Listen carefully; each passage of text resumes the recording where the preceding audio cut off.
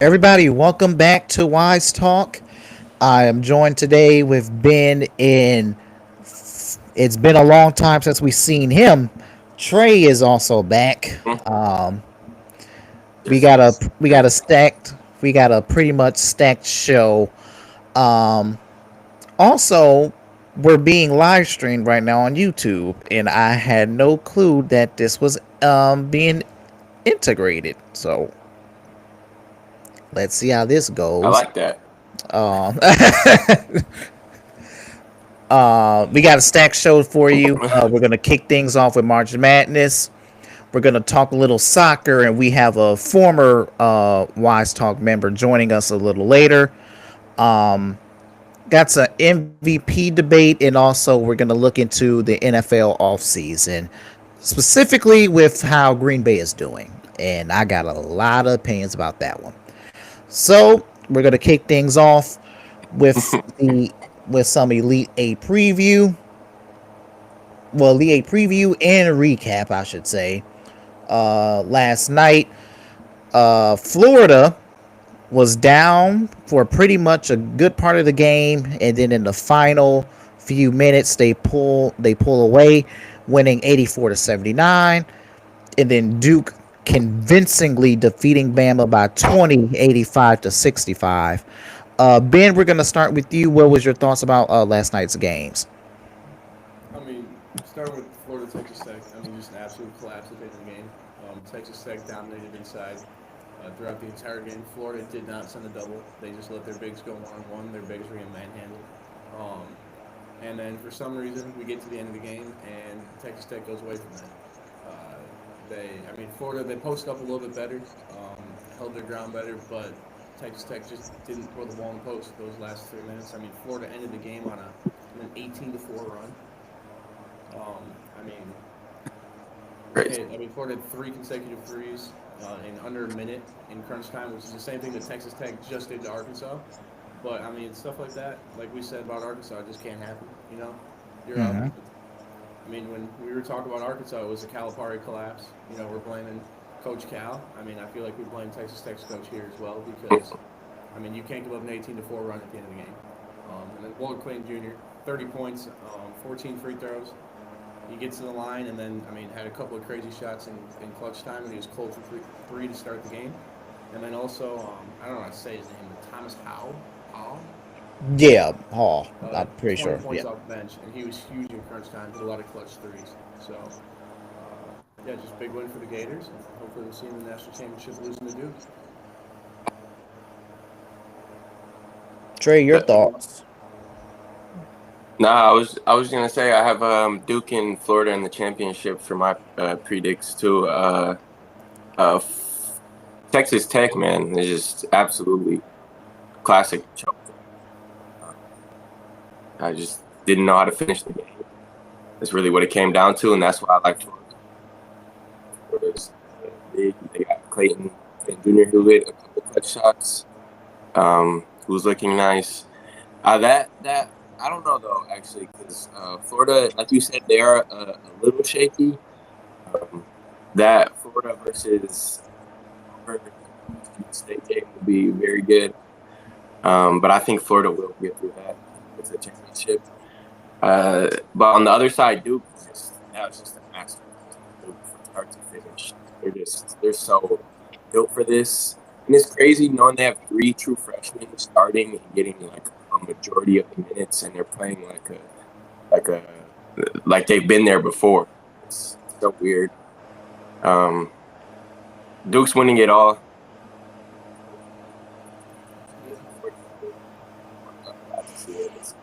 Let's see. In my opinion, winning it all. They're just like you said yesterday, CaBreon. They're from top to bottom. They're stacked. They have height. They're one of the biggest rosters in the tournament. They're just man. It's they got shooters. They got everything. Their defense is good. I don't know, man.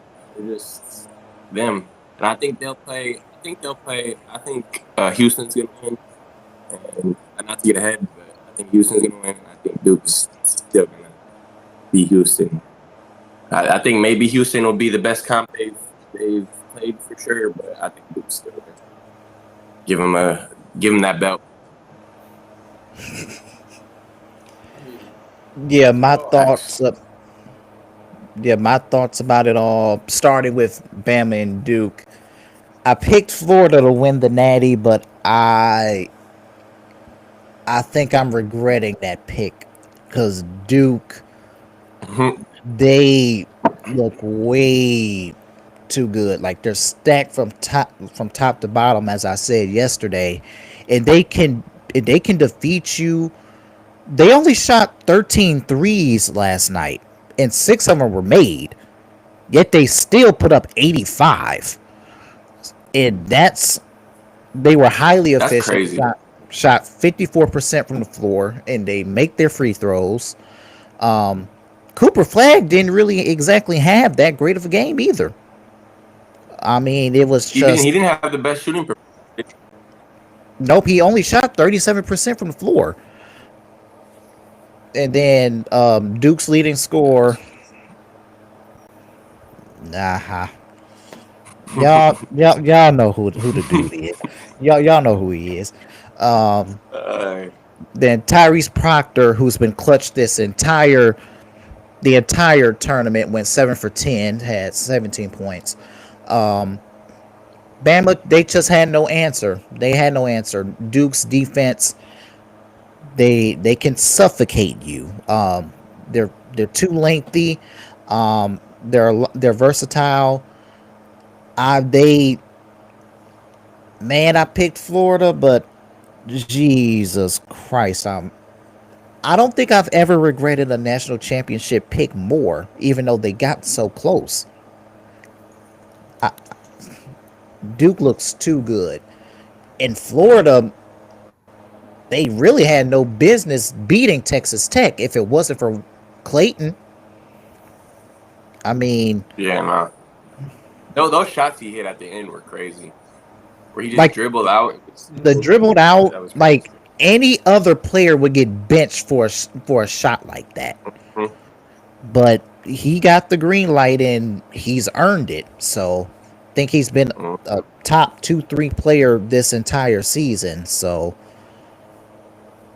props to him. But man, did Florida get lucky, because that was a big time choke job by Texas Tech and their coach, who's coached his tail off. But I think that arguably, second worst still to Calipari. Nothing's worse than Calipari. So, now moving forward to tonight's game. Go ahead, Ben. So I feel like the story of the Duke game was just, they shot 25% from 3 after getting up. They only got up 32 threes yesterday, 51 the day before. And they shot essentially half of their percentages from both 3 to the field, and they only got to the free throw line 14 times. But also, Mark Sears, 6 points, 6 assists, 2 for 12 from the floor, 1 for 5 from 3, 1 for 3 from the line, with 5 turnovers. Coming off after the best game of his life, and then he goes out and does that. That kills you.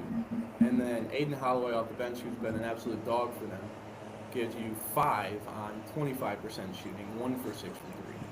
And that just, the 2 guys that have been going crazy for him this year just didn't have it.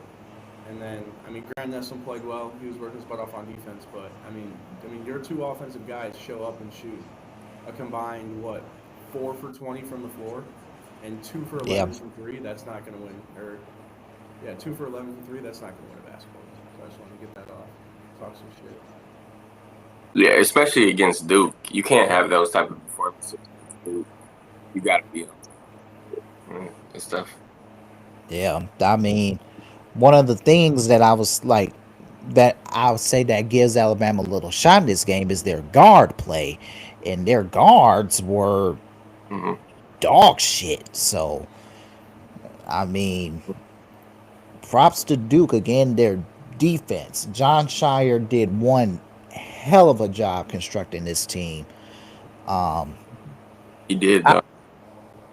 Also, speaking of, I saw a tweet like, um, John Shire is proving himself to be one of the top coaches because he was, in terms of being a coach, he was born on third base because of the entire being with the Duke pedigree, having Coach K, being under Coach K. But I believe Shire, especially this season, now with this truly being his program, I think he's really proven himself to be an elite coach.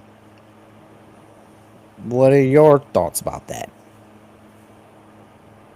I mean, yeah, you take 3 freshmen to the Final Four that are starting and playing 40 minutes for you. I don't care how many stars they had when they came in. That's impressive. I mean, that shows leadership, maturity, and then especially for a first-year coach, or not third-year coach, Third year, yeah. third year, right? Yeah. Yeah, 3 year, So 2020. Because when did Coach K retire? the year that Caleb Love, that was 2 years ago. So yeah, third-year coach, Yep. pulling in arguably the greatest recruiting class of all time, if you want to match it up against Zion, and then Mhm. managing those guys, managing like egos in the NIL, managing all that, and then I mean putting up a product that has them at what 33-3 right now, 32-3 right now. Yeah. I mean that puts him up. I mean if he gets a national championship, I think you have to put him in top 3, top 5 talks easily, because I mean there's no argument against it. Yeah. Yeah, for sure. Right now, yeah, I believe he's one of the best, and especially, I mean, now college basketball has changed so much, so now you're just you need these new coaches who are going to be able to deal with this NIL and all these transfer. What he's doing with the Duke program is insane. What he did with those 3 freshmen is crazy. Is how do you build such a? I don't know. He did it so fast, so it was like, how do you bring in that many freshmen? Build such a solid team. I don't know. It's just like in all aspects, the team is well coached. So, I don't know. Obviously, you have people like Cooper Flag for 13 years type of player, but they know what they're supposed to do. They all do their jobs. They all play defense. They shoot the ball well. It's just he's doing a beautiful job. Because again, like you said, that Duke, the year Zion and RJ Barrett played and all them, they had a great freshman class. They make it to a Sweet 16. They lost in the Sweet 16, something like that. But you can tell. Yeah, I think so. Yeah. They weren't near this type of level, and hopefully I'm not jinxing it because you never know what can happen. But this team is coached too well. And also just like it's not him just going out there and it's not him just going out there and like telling them like to just get a bucket. Like the way he fully manages the offensive end of the floor. They run sets. Like almost every time they come on the floor, they're running sets. He's instigating the offense, and then like if that falls apart, it's Coop getting a bucket. And then same with defense. Like, defensive end of the floor is 100% managed by Coach Shire. And like there's some left up to player instinct. Obviously, it's a basketball game, there is, but the way that he just like takes over the floor, even when he's on the sideline, it's impressive. Yeah, absolutely. They all listen to him. Yes, control. Ahead, Trey. Crazy. No. That's all I was gonna say. Is he has it's like he has fully control of his team, and you could tell. That's all. Yeah. I would say if Duke wins the Natty, he will enter the top 5. But the top 3, in my opinion, it's being of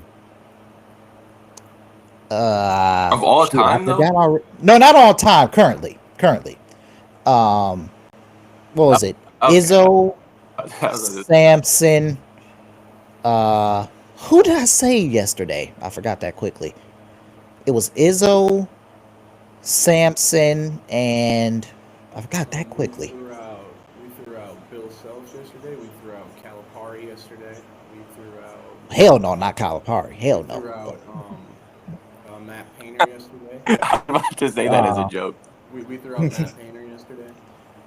Yeah, probably Matt Painter. Damn, who was my third one? I think it was Matt Painter. I'm pretty sure it was Matt Painter. Damn, was it? I just feel like there's someone better than Painter that I just like forgot. I mean, you could look at like Mark Few for Gonzaga. He's up there. He's got a lot of winning. What? I don't know Auburn's coach's name, but Oh wait, Bruce Pearl. Bruce Pearl, he could be up there. Oh, Dan Hurley. Yep, there it is, Dan Hurley. That's I can't believe. I was about to say. I feel like we're kind of bogus for that. How do we forget Dan Hurley? Yeah, like I don't even know how I forgot. You think Dan Hurley's the best? Dan Hurley's Yeah. the best coach in college basketball right now. Absolutely. Yes, best coach in college basketball for sure. Yeah. Who is that? Yeah. UConn's coach. UConn's coach. Oh yeah. Dan Hurley. Oh yeah. No, I know what you're talking about. Uh-huh. All right, we taking this to soccer or what? This nigga. I was fucking doing research, man. Yeah. I mean, we're pretty. ready. I mean, like we're pretty much done, but like, This man. before then, who was y'all picks for tonight's game? Tennessee and Houston, and then Michigan State and Auburn. Give me Houston. Neither team can score. Both teams have elite defenses. I mean, Houston got the number 1. Tennessee's got the number 8 defense in points per game in the country. They both don't shoot well from the floor. They're not top 100 in points, field goal percentage. Tennessee's barely top 100 in free throws. Houston's not. Neither team pulls a lot of rebounds. It's just going to be a game decided on the defensive end, and I think it's also going to be a game decided by coaching in crunch time, and that gives Houston the advantage because Kelvin Sampson is amazing at his job. And Houston also turns the ball over. Not a lot less, but about turnover and a half less per game. I think that's going to make a difference. It's going to be who can protect the ball and who can hit big shots, especially threes down the stretch. So I'm going to take Houston that game. And then Michigan State Auburn. I think Auburn's just too big, too fast, and too experienced for Michigan State. I mean, you got a bunch of grad transfers and 38-year-olds playing against Chase Richardson. I think Michigan State's going to struggle with experience, and I think they're going to struggle with the size and the strength of Auburn. So I'm going to take Auburn in that game, probably by let's say double digits. All right, Trey, your picks.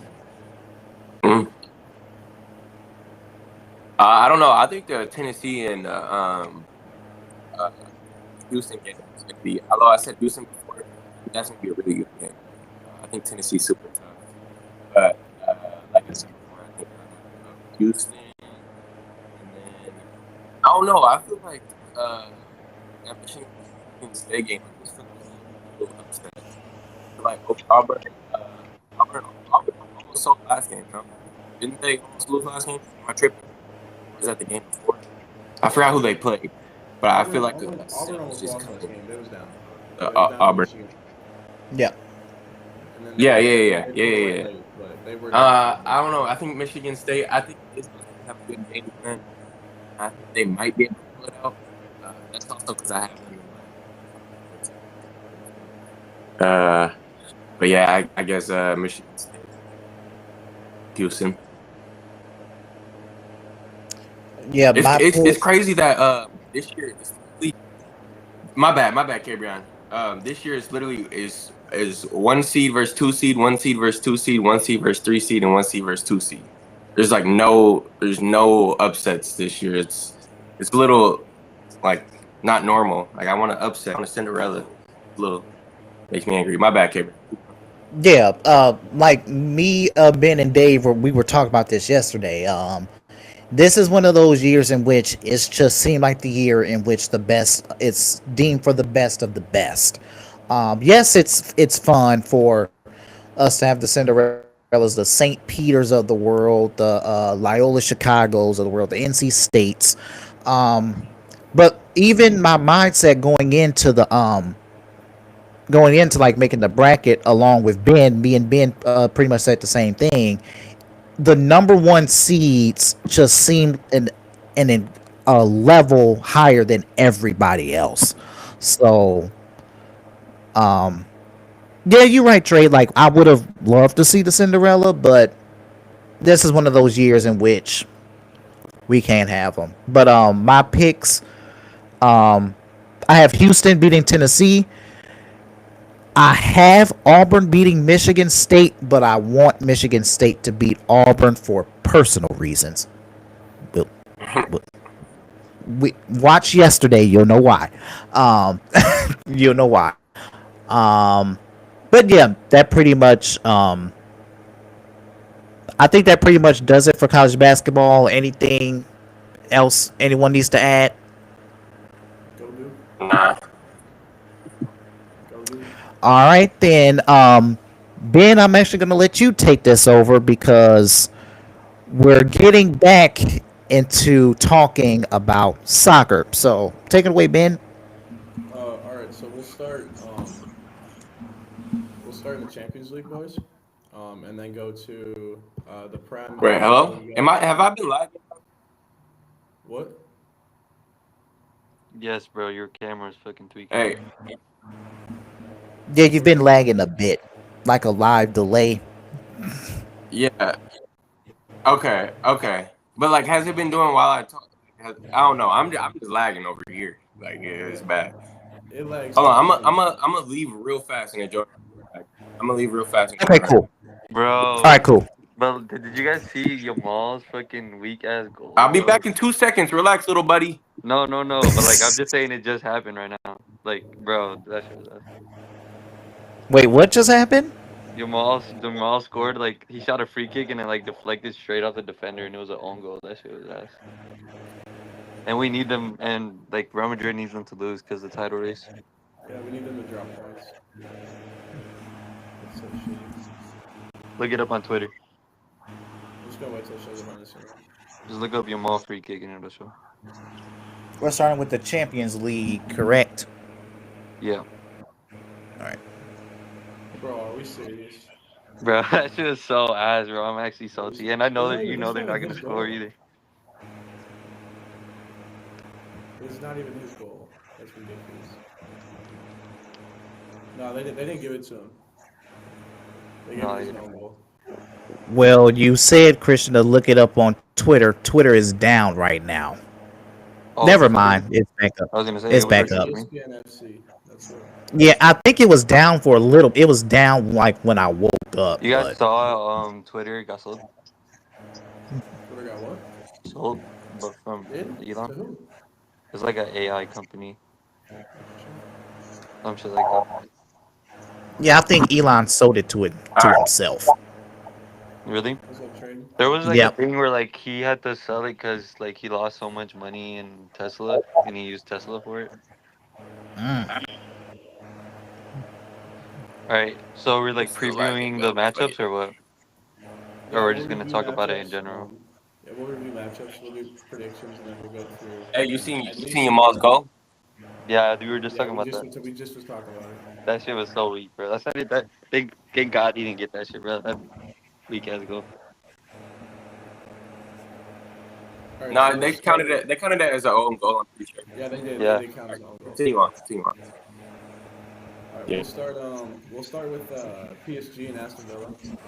PSG coming off a big win against Liverpool in penalties. Came in, won the game at Anfield. And then Aston Villa coming off back-to-back domination. 3-1 against Atalanta and 3-0 against Club Brugge. They've been hot. They finished They finished in the top 8, and now they are playing for a place in the semifinals against PSG, who has looked very dominant so far. They won 7-0 against Brest to start or 10-0 on aggregate against Brest to start the tournament.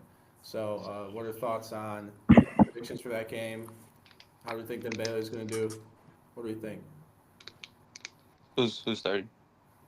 Trey started. Can he hear us? Can you hear Trey? Bro, this kid. I'll start. Some Okay, so yeah, start, bro. Besides Madrid, like I probably think PSG is the best odds, like with their attack. What's that? I forgot that one. They got like a sub that's like super cold. I forgot his name, but like I feel like PSG outside of Madrid, they have like the best overall team, like with Vitinha and like Dembele. Dembele is damn near outside of like Mbappe or Rafinha. He's like pretty much Ballon d'Or favorite. So depending on if they win UCL, uh, I low key think besides Madrid, that's the second favorite. Trey, are you good? You said did you just say besides Madrid, PSG is the second favorite? Yeah, I mean, is that not true? What? Okay, buddy. Okay, buddy. Okay, buddy. No, I love PSG. PSG's hey, I know you remember me talking to EJ saying to root for PSG because I think they're gonna be nice for this Champions League run. I said them and Bayern are two teams that EJ should root for. But I think PSG is really nice. Their attack is insane. They're just stacked everywhere, to be honest. Their front three with Krava on the right. Wait, on the right. Yeah, Barcola on the left, and then Dembele in the middle. And Oh, then you no, I got forgot about Dewey Nuno coming off the Mendes. bench. My fault. Yeah, yeah, and they got the second best left back in the world, in my opinion. Who's the first? Marquinhos is still good, and then they got God, bro, huh? the kid is lagging. Bro, I am lagging, bro. Did you take who's the first? Yeah, who's the best left back? Bro, it's ridiculous. I'm trying to think. Balde, no? I mean, nah, I think Nuno Balde. Mendes is better. Bro, he fucking clamped up the They're Ballon d'Or close. They're favorite. close. That's Yeah, that's true. That's true. That's true.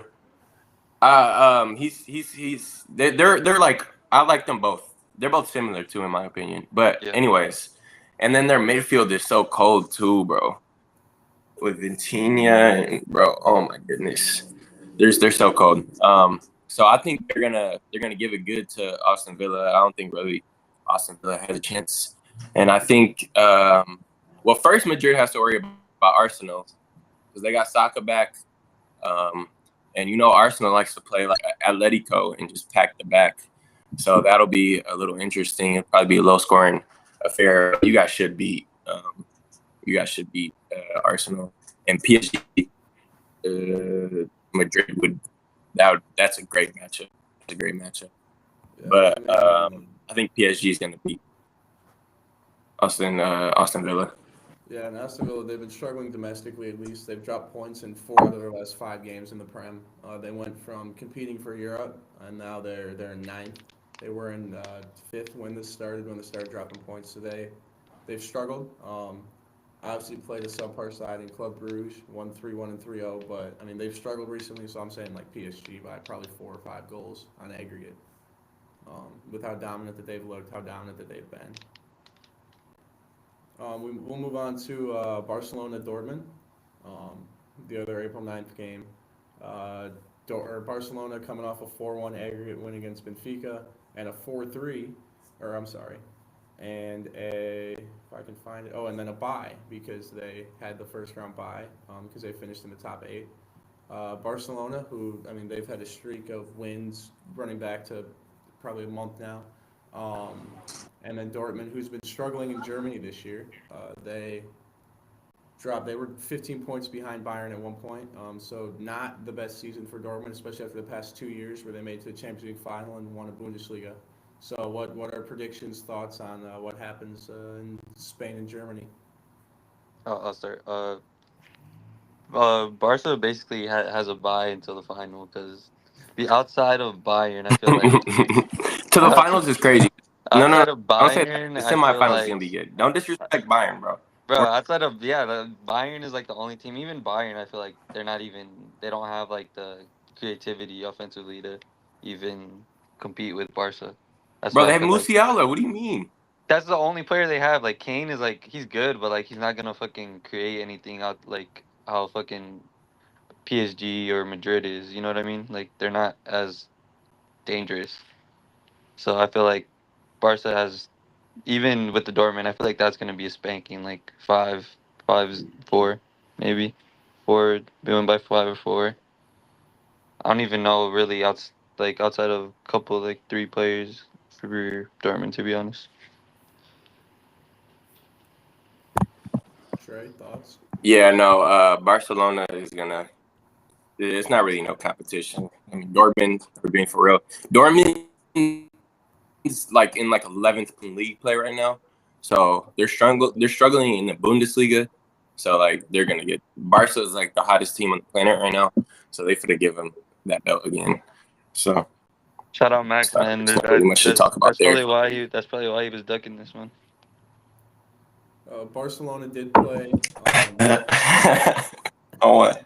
Barcelona has played Dortmund in the Champions League this year. They met in Germany, where Barcelona won 3-2, off goals by Rafinha. Fernan Torres also had a brace that game. That put Barcelona ahead and then ahead again. So you're saying a blowout once Barcelona plays at home? Is that the thoughts? Well, what are your thoughts? I mean, I think Yeah. absolutely. I think Barcelona, like Christian, you said, their attack is just too good, too creative, and even just, I mean, too quality at this point. Yamal's been great on the wing, and I mean, sadly, Gray, I don't know why. he's been great on the wing. I mean, you watch him play, he's been great. And Don't get me started, Chris. we don't have to hate. We can say Nah, I do. and I think they're gonna dominate Dortmund. And like you said, they'll probably. You don't have to hate, bro. Just appreciate greatness, bro. Hey, it's not greatness yet. Yeah, bro, relax, Very man. good. But speaking of Bayern, we'll move down there. To I agree Bayern. with you, Ben. Love that. We'll move down to Bayern and Inter Milan. Probably the worst game out of the first 4, or out of the quarterfinals, or at least the most boring game in my opinion. Two teams. I mean, Bayern is pretty much locked up Bundesliga by now. They're 6 points ahead of of Bayern Leverkusen. Leverkusen. And Inter, who has been successful in Italy this year as well. So, I mean, two teams that are at the, I mean, I believe Inter's at the top of Italy right now. And yeah, so I mean, who do we think is going to come out of this and get their butts kicked by Barca in the next round? Yeah, I think Bayern has it. Musiala is like damn near. If it's not Jude, then I would say he's probably the best attacking midfielder in the world besides Jude. So I feel like he can really. He's really a Fuck difference. Jude. Alright, bro. Whoa. Damn, bro. That's what I'm saying, bro. And then Who was they that? try to say something. And then they try to say something when I hate on your mom, man. It's crazy, bro. But yeah. What? No. But yeah, No, Bayern. no. I probably got Bayern in that one. It's gonna be a good. It should be a good game, but like the way that Milan plays, it's like it's gonna be gritty. So I would say they'll win by like 1 or 2. Bayern. Trey, thoughts?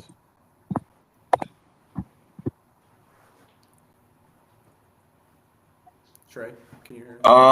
Earth to traded. I think that's gonna be a good game. I think Inter, they kind of play. They're like very defensive. They have a good midfield and a good defense, and then they just leave Martinez and I forgot who else the striker up front to like kind of leave them for all their attacking power. So I think Bayern is gonna get it done. I think they have more of a well-rounded total team, but one of those that'll make a sneaky run, especially for Serie A teams. A lot of times people forget about Serie A teams in the Champions League, and they always come up to compete.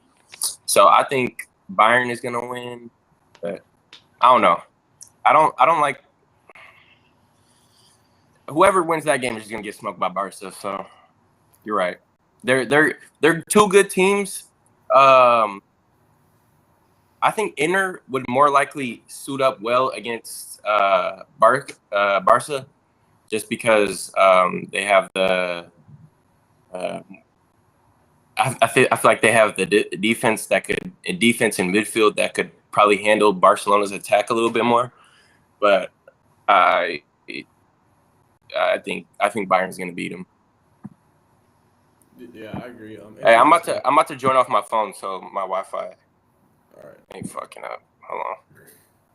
All right. We'll keep going until you get back, and then wait. Hey, let me in through my phone, CaBreon. My fault. Bro, what are you doing?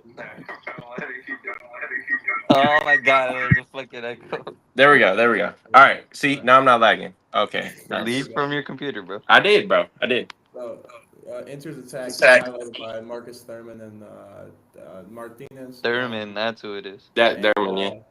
Yeah, I don't think it matters. I think Bayern Munich's. I think their midfield actually matches up better with Inter's. I think their physicality. I mean, they're a lot bigger than Inter.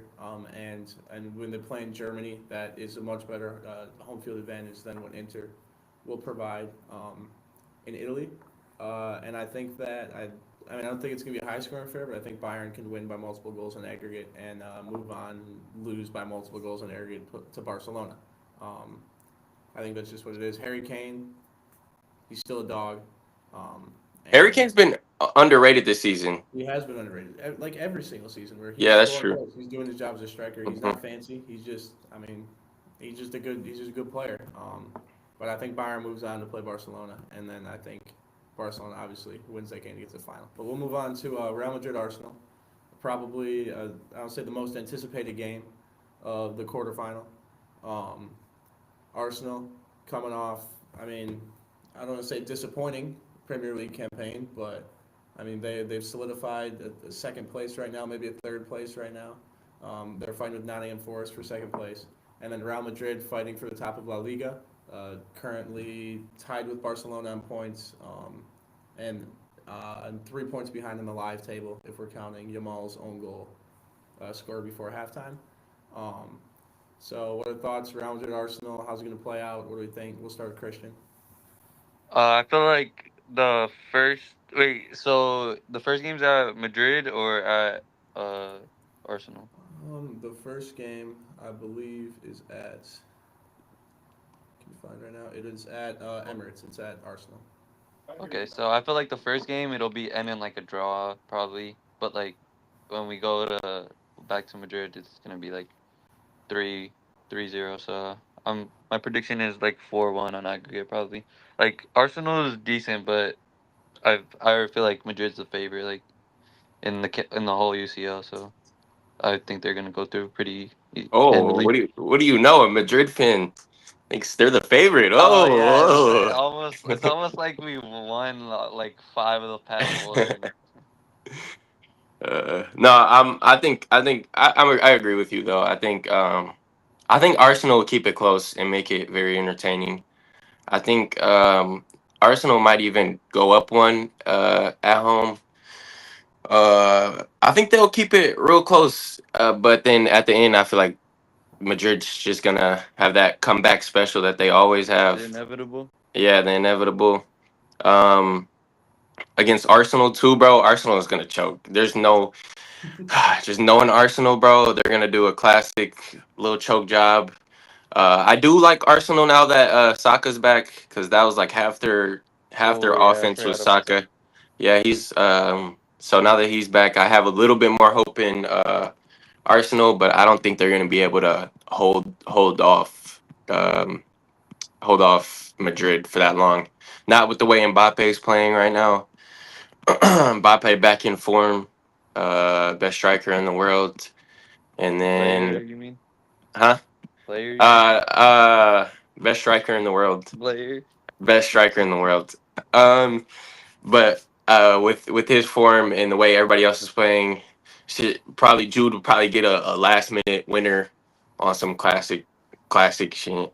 But yeah, it's not. Trey, I definitely agree with you. I think Real Madrid, like it's very possible they lose at Emirates, especially with how inconsistent the defense has been and how consistent Arsenal's defense has been. They could lose 1-0, 2-1 at Emirates. Real Madrid's found Asensio, who's been huge coming in midway through the season. That's been a huge find. Rudiger has not played well recently. He's has not a good possession and is not. He's out of position a lot, as seen yesterday when we gave up those 2 goals. And then the wingbacks with whoever it is, Fran Garcia, Valverde, Lucas Vasquez have been extremely inconsistent and in very poor form. So I could see Arsenal Valverde going up has early. been great What? right back, but Vasquez and Fran, they're Yeah, ass. I mean yeah, but I mean like even yesterday we saw that. I mean Valverde came off the bench, played right back. He did not look in form at all, and it looked like guys coming back from the international break were not ready to play. So hopefully, Yeah, you guys got bailed out. You guys got we did, bailed out yesterday. we did. You guys got bailed out. That penalty was not a That, penalty. that was a penalty. That was a That penalty. was not a penalty. Bro, That that was was not a a penalty, penalty. bro. Yes, it was, bro. I Yes, it looked was. at it back and Mbappe's free kick that he scored on, that one was not a free kick. That one was not a foul, That was but not a foul, bro. Okay, So bro. we'll call that a little bit of luck, but I I mean, I, I everyone don't needs that. I don't yeah, no, I don't want to be the guy that like just brings up fouls 24/7, but you guys did get bailed out cuz you guys were not playing well yesterday at all. no. So you guys got a little bailed out with the stuff, but that's how it goes. So And then we'll I touch just a little bit on Golden Boot predictions right now. Rafinha leads with 11. Um, Multiple players tied with 10. Lewandowski with 9. Who do we think is going to take the Golden Boot? Wait, who's tied with 10? Kane's tied with 10, and then I don't know how to say dude's name. What? The Oh, is that Bayern, Gurassi? yeah, the Bayern guy. Yeah. Or So he's or tied with 10 with Kane, and then Lewandowski at 9, and then Haaland and Alvarez, who are both no longer in the tournament, are 8 and 7. yeah, no, it's how much does Mbappe have? Mbappe, I think he's at 6, but I can Oh, check. okay. Yeah, no, it's gonna be Rafinha then. Unless Bayern beats Barcelona, then it could be Kane for sure. Because Kane, like we said earlier, Kane's been underrated. Kane's been a goal scoring machine. So I think if obviously if Bayern gets to that extra game, it could possibly be it. But the way Rafinha's in form in the Champions League, I don't think anybody's getting his golden boot. He's by far been the best player in Champions League, so I think he'll continue on that, especially because they're playing Dortmund. So that's stat padding at that point. Mm-hmm. Yeah, and Dembele, Mbappe, and Vinicius Jr. are all on 7 goals, so they're within reach. Oof. I I think mean, Barcelona or Bayern would have to lose for them to be caught. it's just unfortunate that like what is it called? Madrid had to go through like a 10 times tougher route. 'Cause, like I'm not even joking. Like bro, if Mbappe was on the opposite side, man, he would be doing the same thing. But yeah, I probably got Rafinha winning that because Aww. with Aww. the teams he's playing, there's not really much resistance on that. Like, So you said Rafinha automatically wins Ballon d'Or, well, pretty he's not much. gonna win. He's If not he's winning the top UCL. scorer and they win So the how would UCL, he? yeah, I mean, if So they you win the said there's gonna be a El Clasico UCL. hopefully, Like it's 50-50. I mean, Like the PSG matchup is gonna be good. So I don't want That's to I can't wait. I I don't can't want to wait. look past them because they could 100% beat us. Uh, So True that. all right. We'll just go quickly through the top 5 leagues. Just talking about the table. Liverpool currently 12 points on 12 points up on Arsenal and 13 goals on goal difference. Do we think there's any chance they get caught with 8 games remaining in the season? I mean, no, but I mean, there's always a chance. They've choked before. So with that type of lead in first place, and the form they're in right now is terrible. So I mean, possibly, and all like half their. I mean, Van Dyke, Trent, uh, Salah, always like already thinking about leaving. I mean, there's a possibility, but damn, I Van don't Dijk's think. leaving. Huh? Van Dijk's leaving. Van Dyke's one of the ones, right? Yeah, it's Van Yeah, Dijk, Salah, and I mean, Trent's already gone. I mean, yeah, that's yeah, yeah, Van Dijk and Salah are both looking at leaving. Salah's thinking about going to Saudi Arabia, and Van Dijk's looking to go to Spain. yeah. Damn. So we think that's out of reach for. Yeah, except for Newcastle. Newcastle might come back and take it off their feet. No, I'm just Well, playing. yeah, when they sell Isaac, they're gonna have hella money. No, they're not selling Isak, bro. I already told you they're not selling Isak, bro. We're I keeping Isak. We're making the Champions League. All right, sorry. They're All also right, in a farmers league too, so they don't really have Ooh. much to worry that's about. Ooh. that's enough Liverpool, on you, Christian. All right. Liverpool. Well, Oh, okay. we'll move on to La Liga. Barcelona and Real Madrid, like right now, tied on points. Probably won't be that way at the end of the day. Real Madrid tied on points with Barcelona's a game to play, and also Barcelona after days can be 20 goals up or 19 or 20 goals up on goal differential. So Barcelona needs to drop points, and then Real Madrid needs to win El Clasico later in the season. Sure. Do we think Real Madrid has a chance? Do we think Barcelona drops points outside of El Clasico? What do we think? I think of course they have a chance, but I think Barcelona's gonna win it this year. I don't know though, because I do think Real Madrid is due for a win. I mean, after getting smoked 2 times, I think they're bound to scrape by one or at least tie one. So possibly like that El Clasico will be that second El Clasico is gonna feed families first of all. That's gonna be beautiful. Um, but I don't think Barca is gonna really choke outside of that. I think they've kind of got it, and they got the goal differential by a mile. So if they do tie in points, Barca's still ahead. So I think Barca is gonna win, and Atletico just dropped points, so I think Atletico is cooked. Um, Bro, Atletico, man, they make me so Atletico mad, is bro. gonna Atletico is gonna finish the day 9 points behind of Barcelona. yeah, no, they're Dude, if not. Atletico just won that game, bro, park the bus, Bro, that's why 2-0, it's man. Barca's They season, could have bro. It's tied that Barca's game. They could have season, tied bro. that game. Bro, It's that was actually one of the most frustrating watches, bro. Four yeah, no, goals we were in like we 10 minutes, bro. Ben. But yeah, nah. We took Christian's money too. By the way, we bet on that. We were watching it together with me, him, and Max, and we bet on that. And Barca, he was happy, but until Bro, Barca came fuck, back. man. But yeah, no, I feel like the La Liga is gonna be a steeper hill to climb versus You muted yourself. not yet. But I think yeah, La Liga is gonna be a little steeper hill to climb because of the goal difference. That's really what is like gonna like not is gonna fuck us because even if we beat them, like we're still like 30 Mhm, years, 30 mhm. goals behind them. So You just gotta, yeah, you gotta hope they drop points to random. yeah, but like knowing all the like they're all these weak ass teams in fucking La Liga, they're not beating them. So yeah, I think Barca has La Liga wrapped up. I wouldn't say wrapped up, but I think they Like have it. realistically, like no, they're not. No one else Yeah, is beating unless them. they choke. Yeah, yeah, I agree.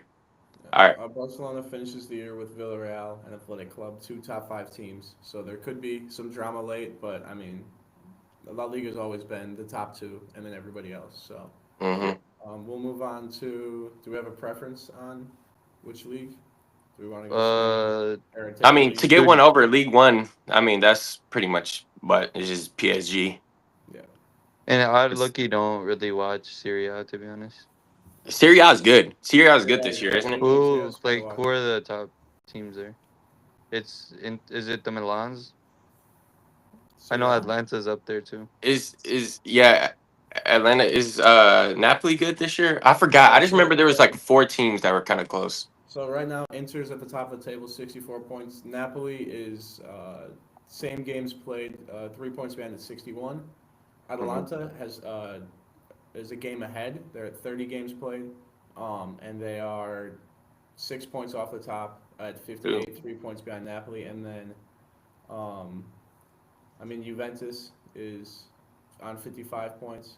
So Okay, so it's yeah, yeah, Decent title race. and then yeah. AC Milan is down in ninth, Damn. 67 Damn, points. They've been in poor form this year. They've lost their last three damn. in league, so Pulisic needs to get his stuff together. Or I'm sorry, they haven't lost their last three. They lost three in a row. They've lost three of their last five to Torino, Bologna, and Lazio. Um, Mhm. so bad losses there. And then, like Christian said, League One's all wrapped up more or less. PSG is They got like 79 or something. yeah, they're in 79 points. They're 26 points ahead of Monaco on the same games played. They're also 33 goals ahead. So that league's wrapped up. That's crazy. Um, That's every year. And then Trey was trying to tell me that it's impressive when Dembele is Huh? leading Europe. Jared's trying to tell me it's impressive because like Dembele is leading Europe and like most goals are like in I mean, domestic league. I was like, that is, bro. They're literally that's I such a didn't terrible say league. I didn't even say that. I sent a graphic and I wasn't even talking about it. And then You literally EJ said it said, was impressive. Like that's not "Yeah, impressive, bro. You're bro." just trying So to say we're he's like so as good everything as like Mbappe, so Messi, everything Mbappe did at PSG bro. isn't impressive. No, like no. Everyone, bro. Everyone knows that when Mbappe was at PSG, they would only care about UCL, bro. That's literally Okay, all only okay. thing anyone would All talk right. about. We'll touch Germany, and then we'll move on to our next subject and follow CaBreon there. Germany right Man, now, CaBreon been waiting. the two Bayern teams, Munich and Leverkusen. Bayern Munich on 65 points and That's Leverkusen on 59 points, so they're 6 points apart. But again, Bayern Munich is 24 goals ahead on goal differential, so they'd have to drop points in 3 games, and Bayern and Leverkusen have to lose out. Um, Leverkusen missed a huge chance against Bayern um, a couple weeks ago in the Bundesliga, 0-0 draw at home. They could have gained points on them, and then took a bad loss at home to Bremen, 2-0, which put them 3 points behind. So they had a chance to draw the table, and instead now they're 6 points behind. Do we think that's out of reach? Again, there's only 7 Bundesliga games to play, so can we call that for Bayern Munich, or do we think Yeah. Leverkusen? yeah. I think Bayern Munich's got it. They got it wrapped up.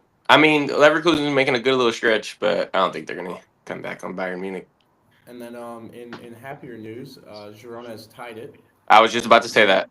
Let's I'm watching go. it. Let's go. Really? Watching it right now. Oh boy. Let's go. So it's 1-1 in Spain. And then, Let's go. Come on, bro. Come on. You know they're Is not that winning. game You on know Paramount they're. Plus? that Huh? game is on. No, Is it's on that game on- ESPN. ESPN Oh. Plus. Okay. Oh, well. Even easier. Even easier. Yeah, no.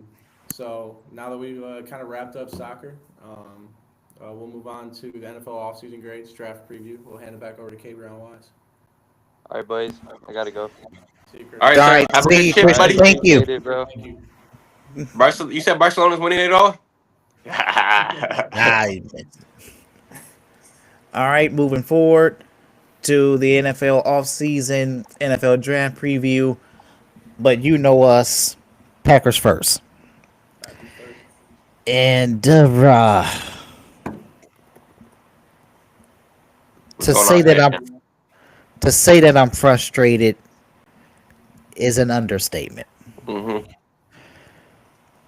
So what did Green Bay do this offseason? They signed former 49ers guard Aaron Banks to a 4-year, $77 million deal. An unproven guard, by the way. Mm-hmm. Then you go ahead and you got Nate Hobbs, who's only a slot corner. He's okay, but with the contract that you gave him, you could have gave to DJ Reed, who is now on the Lions. That's just even worse, man. Yeah. We did add to the receiving core, All right. but we got McCole Hardman. McCole Hardman, bro. McCole Hardman. We got a return specialist, so No, we got nothing. This is. but Who was it? 3 years ago, who signed from the Chiefs? Sammy Watkins. Sammy Watkins. Yeah, that's exactly who it reminded me of too. Yep. We're gonna forget about him in like 2 weeks. Yeah, I mean. Yeah. And Pointless signing. I mean, we didn't exactly lose much, but AJ Dillon's gone, but we're not gonna miss him. I don't know. Josh Myers is gone. We're not gonna miss him. But in terms of the free agency, I give them a grade of a D. I just felt that you gave too much. I've just felt like you gave too much for unproven guys. Nate Hobbs was one of the average graded corners last year, and he has a bad injury history. Mhm. Aaron Banks, he also has a slightly concerning injury history himself. So we just spent over, what was it? 66 or 77 million. We spent over 98 million plus dollars on two unproven guys with injury history. I think, I mean, you look at it that way. I look at it the way of like we didn't lose anybody. We were a young team. And I mean, in the idea of when you have a young team, you don't always need to pick up guys in the offseason because the expectation the guys are going to get better. Mm. Especially when you have first and second year guys. They're not just a young team; we're a very young team. And we True. kept Jair. I think that's another big thing that people aren't talking about because we did just commit to keeping Jair. So That's true. um, That's a good point. Cause that's a good point. That's a good point. Cause we are so young to where we forget how young we are because of how we just remember we didn't perform. So I guess we do got to give these guys a second to Yeah, I mean in rhythm. we are ahead of the curve. So yeah, well, we But rebuilt and made the playoffs, so it skews I it. feel like in order to be a Super Bowl team though, there was a couple pieces that we needed to go and get. yeah, and one of those things. I mean, I'm glad we added at the corner position, and I think Nate House will be more of a positive than he is a negative. I just felt like the contract was just a little bit too risky. Um, How many years? I think it's three, Okay. 3 or 4. Um,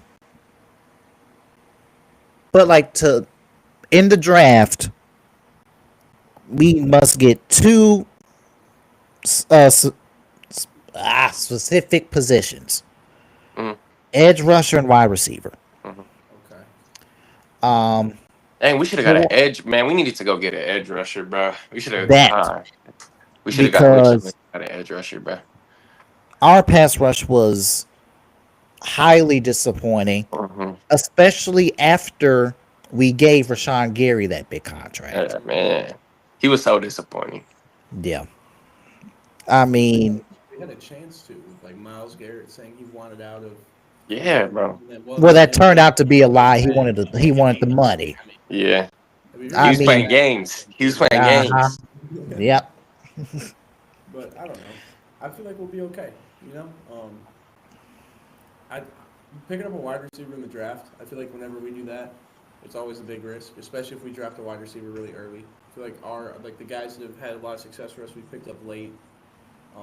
It's like if we go for a big name in the draft, I don't. It scares me a little bit. You know. It does. It is scary. It is scary. I It's I understand it, but I'm so sick and tired of the yeah. Packers being passive. Mm-hmm. Like they need to take a risk, and I I agree with think that. um and I think Tatoria McMillan from Arizona is worthy of that risk. Okay. Um, think he's about 6'3", 220. Um, runs after the catch very well.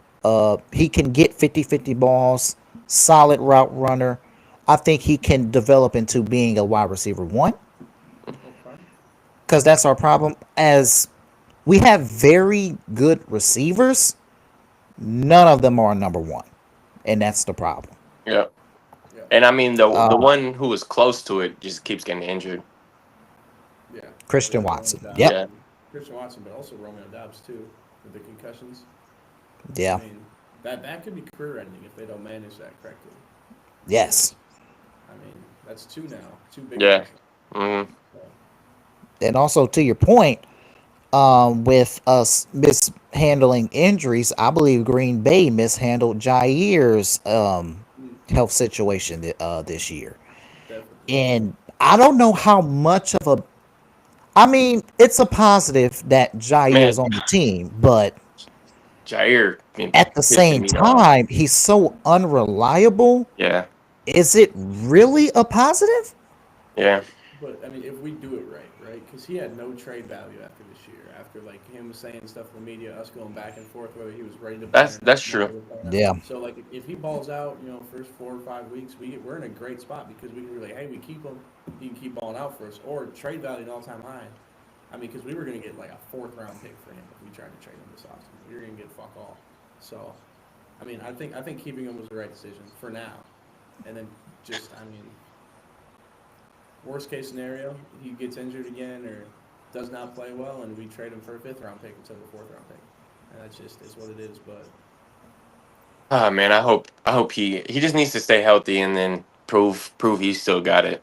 yeah, I don't know. If he gets injured again this year, man, it's cooked. it's right. Yeah, I mean it's done. But like when the games that Jair played, he played like a number 1 corner, and like Jair's presence was highly missed because man, did we struggle in the secondary. Yeah. Um, We just need that one. We just need a shutdown corner that we can rely on, bro. yeah. You grab a computer cord. I'll be right back. Y'all keep going. You got it. All right, cool. Yeah. So like, I was sick of seeing Keyshawn Nixon on my damn screen. Oh my god, Like, man. if he's not returning, he's of no use to you. So, Mm-hmm. and even then, his returns wasn't as great as it used to be, which Yeah. I believe is because of these new kickoff rules. But, like Keyshawn Nixon was bad. That's who we're relying on is Keyshawn Nixon, bro. It's unacceptable. Yeah, I mean him, Carrington Valentine. He's up and down. Who else? There was a Valentine and a Ballantyne. I forgot his first name. Yeah. Valentine. It was rough. The Josh Myers departure, I don't mind that at all. I think Why Josh not? Myers was below average. Okay. I think he was below average, and knowing Green Bay and our history of developing offensive linemen, I'm not really worried about it at all. So True though. That's true. That's one of the positions I'm not too worried about. We always got linemen stepping up. yeah, for and sure. developing. So in terms of that, offensive line we should be fine. AJ Dillon, I mean, No, I'm not. I ain't missing him. Especially off a he tore his ACL, right? Or MCL, something like that. I think it was ACL, or I think it was something with his neck. Neck, bro. Yeah, I'm gonna recheck it because the injury. Yeah, it was a neck injury. Yeah. Interesting. Yeah. Yep, he had a neck stinger. So Yeah, I'm not worried about AJ Dillon. yeah, I'm not worried about AJ Dillon. Wait. So who's our running back 2 again? Brooks. Okay. Yeah. Brooks. I forgot his last name.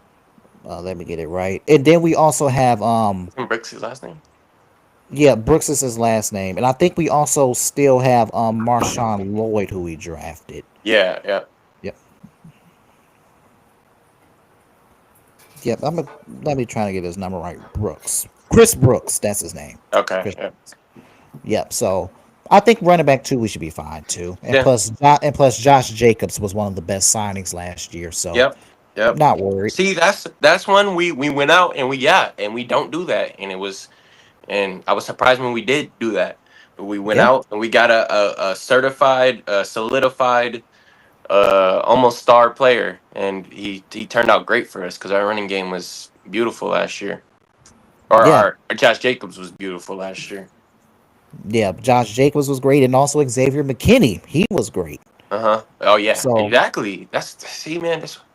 I mean, we could take more of, bro. I mean, we could take risks because normally when Green Bay takes risks, we tend to hit on them. It's just a matter of just taking them. Yeah. And taking them more often.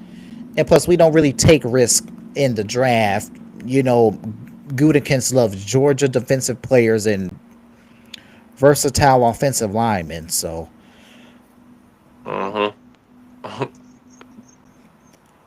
So in the Also, we're doing a little draft preview, and I think the question does need to be asked. Moving away from the Packers, who is quarterback one? Cam Ward or Shador Sanders? Ben, go ahead.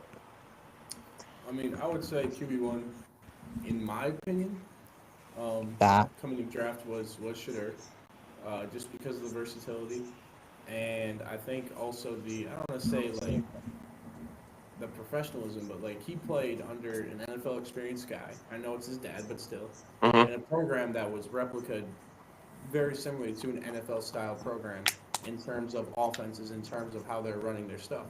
So I thought it was Shador, but everybody else that I've seen, like professional media, professional draft guys, have said that. I mean, even like when they come out with like coaches, executive opinions, it's been Cam Ward. So I think Cam Ward's gonna go off the board first, but I think Shador is the better quarterback and the more pro-ready quarterback. That's exactly what I was going to say. I think Shador is more ready for the NFL. And I also saw something that was like his. To be honest, where he's going to get drafted is kind of like his Colorado situation, where Shador was getting pressured 24/7 at Colorado, so he's kind of already used to that. I mean, he's got like I feel like he's just like Ben said, he's more pro ready. He can rush, he can evade pressure pretty well. Um, I don't. I think Cam is gonna have to change up his style a lot when he goes to the NFL. Like you see the way he be standing in the pocket. I don't think he's gonna be able to. I mean, he's not gonna be able to do that in the NFL. I just think. I don't know. I don't really. They're both up there. It's hard for me to choose, but I do think Shador is more NFL ready than Cam, and I feel like you're gonna have to see more change in order for Cam to really be good in the NFL compared to Shador. I think Shador's already kind of got that game, that NFL game ready, and that's partly because of his dad, and also partly because of his situation he was in. So I think I'd probably take Shador over Cam just because of that. But I feel like you can't really go wrong with Cam. Well, also look at like look at the draft order. Do we think the Titans are going to take a quarterback, or do you think they stick with Will Levis? say that one more time, Ben. Do we think the Titans take a quarterback, or do we think they stick with Will Levis? What do we? Because like they have They potential early better take a They better quarterback. they better not They stick with better Will take a Levis. quarterback. and then the Browns. Do we think the Browns take a quarterback, or do you think they? I think they should, but I think they're gonna I don't go think they with will. best Okay, so if available they don't, player. the Giants just signed their third QB. Patriots already have Drake May. Mm-hmm. Jaguars already have Trevor Lawrence.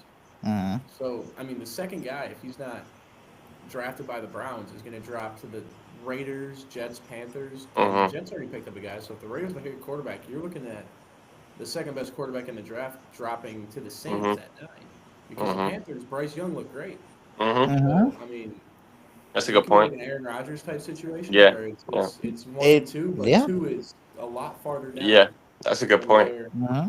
So I don't know, and I think it'd be horrible if Shador or Cam Ward is drafted in that Saints situation because that franchise is going to be a mess for a Yeah, while until they're able to that's get out of that debt. Saint situation is ooh, it is rough. I I don't mean, know. Yeah. they Who? just got Kellen Moore as a head coach, but I don't know if he Oh, the Saints. is set up to be a coach. But Well, I mean, that I mean, same I don't know if they're a situation coach or is. not. There's still $55 million in dead cap and below Mm-hmm. the cap line. So I don't know. Like, And they're way behind the cap every single season. for no reason at all, too. I mean, but yeah, I was just looking at that because I wanted to pull it up and look. So, I mean, you could see Shador, Cam Ward, I mean, they're talking about 1-2 right now. If they don't go at 2, it's going to be 9, 10, 11. 49ers need a quarterback. Maybe it drops to them if it gets past the Saints, which they shouldn't because the Saints need a guy to throw the football. But, Uh huh. Wait, because the Browns said they were sticking with Deshaun. No. yeah, Yeah, that's what I I mean thought. they did reconstruct his Yeah, contract too. that's what it was. Yeah. Yep. Yeah. No. So, It's yeah. Yeah. could be interesting to look at, but Yeah. who So knows? Who knows? I believe Shador has the best floor between the two. Hmm. I think Cam Ward has the higher ceiling. That's fair. That Okay. if that makes sense. Because I think Cam Ward is a slightly better um, thrower of the ball. I believe he's more mobile. Shador is a better evader in the pocket, but sometimes, yet again, Shador does hold on to that ball Mm-hmm. way too long. Mm-hmm. Also, Like your guy, when I Caleb Williams. hey Wait, what'd you hey say? What'd you say? So just he like your brought up guy, Caleb Caleb Williams. Hey Oh. Williams in the ball. we working on that. I'm in the gym with him. We working on that. Hey, why you working with Caleb Williams, bruh? Huh? For 14 for 15 games minus the two against Green Bay. Okay. Okay. Okay. So yeah, with Shador though, when I go back and watch like his games, the offensive system set up for Shador is just not what's the name for it? What's the name for it? More fit for the NFL because what it was more is wide receivers completely spread from the line of scrimmage, Mm-hmm. and it was mainly screens and short passes, mainly to Travis Hunter. Because if you looked at it, Mm-hmm. when you look at Colorado's offensive highlights, it's mainly Travis Hunter Mm-hmm. taking 6 yard passes and going the Yep. distance, Uh-huh. or sometimes it would be Shador throwing the deep ball, Launching it, yeah. launching it. So it's more of a collegiate. It's more of like a collegiate approach on the West Coast offense, if you were to say. But So I so think do you think Cam Ward is more accurate than Shador? I think I think Cam Ward is more accurate in the intermediate level of the field, but I think Shador is Yeah. better in short passes, and I think they're like this close in People. terms of deep throw accuracy. Okay. So I think Cam Ward will get the edge for me for that Mm-hmm. because of the intermediates part of the field because that is so Mm. pivotal in quarterback play. Yeah, that's yeah. Did you see the newest draft comp for Cam Ward? They The have new him what? Uh, they have him as the Big who? Ben right now. That's his newest draft comp. Ben Huh? Roethlisberger is his draft comp. Ben is for Cam Ward. That's who his draft comp is right now. Who copped him? I don't know. What? I saw it on ESPN last week. ESPN. I mean, it's the pristine sports media. Isn't that right, Gabriel? The worldwide media is a mess right now. It is. I don't know. I just wanted to bring that up because I thought it was ridiculous. Because I don't. I mean, I know Cam Ward's like the nonchalant thing in the pocket, and everybody was like, "Oh, Big Ben never left the pocket," but I don't But see. then again, Big Ben was shoving people out, and he still would evade. But Big Ben's Ben also Roethlisberger, Big Ben's also so much better than Cam Ward's is, That's especially at the crazy. intermediate level. How quick he got that ball there. Anyways, I just wanted to bring that up. But should we talk about like where Travis Hunter and Ashton Gentry are going to go? Because I feel like oh they're yeah, where they're going to drop. Like I gotta those guys see. could sneak up a lot earlier than people think they would. Because people had Ashton Gentry as a double-digit pick, like lock, like 10 or later, no matter what.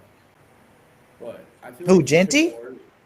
Yeah, I haven't seen Gentry in any draft predictions before the 10th overall.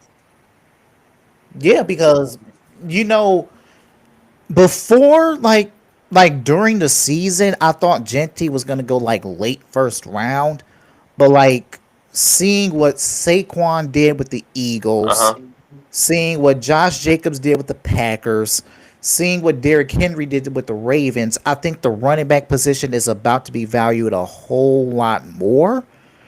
Um, so that leads me, as much as I don't want it to happen, I think Ashton Genty is going to the Cowboys To the Cowboys at 12? At at 12. 12. Okay. That's pretty early. I think it could happen, and it's a move Jerry Jones would make. Mm-hmm. Um, Even though I think the Cowboys they need to clean up that offensive line because they just lost Zach Martin. Their center is average. Their left guard is okay. And their tackles are inconsistent. So I think they do need to clean up there. But I totally see Jerry Jones taking that. I wouldn't say risk, but even though it's kind of is a risk drafting a running back at 12 overall, but See, I could see him going to I was, Dallas. yeah, I'll say it's definitely a risk. I was going to say that I could see him, and this is just strictly because of the stupidity of that program and organization. I could see him going at 3 to New York, to the Giants. What? Because they just lost Saquon. Everybody's pissed that they just lost Saquon. So I could see them forcing that pick and trying to get the next Saquon, and forcing themselves into a position where like they either get him or like I mean obviously they lose their entire fan base, but I could 100% see them picking him at 3. Oh And wait, you think? Oh wait, who are we talking I about? think I think I The think the Giants Giants. take Ashton Genty at 3, trying to At replace Saquon to 3? try to make their fan base happy. Because think about it, that's what the only thing New York Giants fans have cared about this year is how Saquon's doing. They didn't give a damn about the Giants because they were bad. Everybody knew they were bad. That didn't matter. All they And I wanted to do and I was don't understand. But here's the thing: I don't understand why they're upset. They weren't going nowhere with Saquon, so it made sense why they let them go. Mm-hmm. Yeah, exactly. So I don't. I think I could see because that guy's an idiot. I can't think of his name. He's a younger guy, but Who? the Giants GM.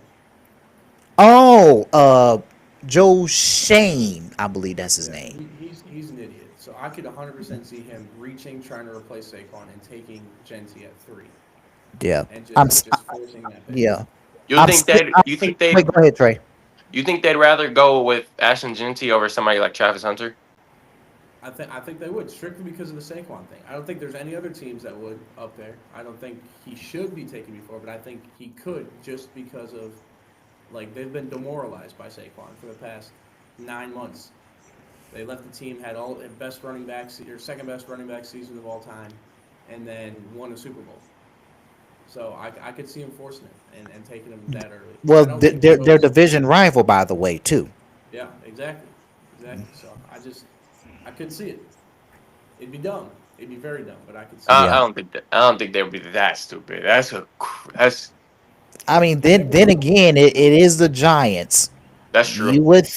You would That's true. think, but That's true. but I'm seeing in the CBS Sports mock draft that Ashton Genty is projected to go 6 to the Raiders.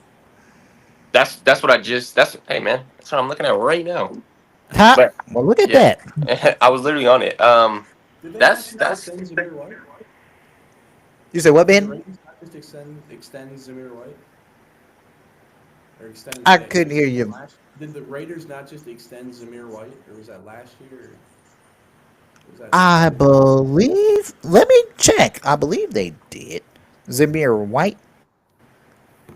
Right? I do. I would say though. I do think if I like the Ashton Genty to the Cowboys. I think if he falls that far, Dallas is definitely gonna swoop him. Oh yeah, definitely. I could see. I mean, I don't know. Do we think the Colts take a QB? The Colts take a quarterback. Put some more pressure on Anthony Richardson because they signed what's his name? Um, not Mac Jones. Uh, God. Colts signed QB They signed Daniel Jones. They signed Daniel Daniel. Jones. It's kind of like, hey, if you can't beat out Daniel Jones, like you're done type Then thing for what? There Anthony was a Richardson. yeah.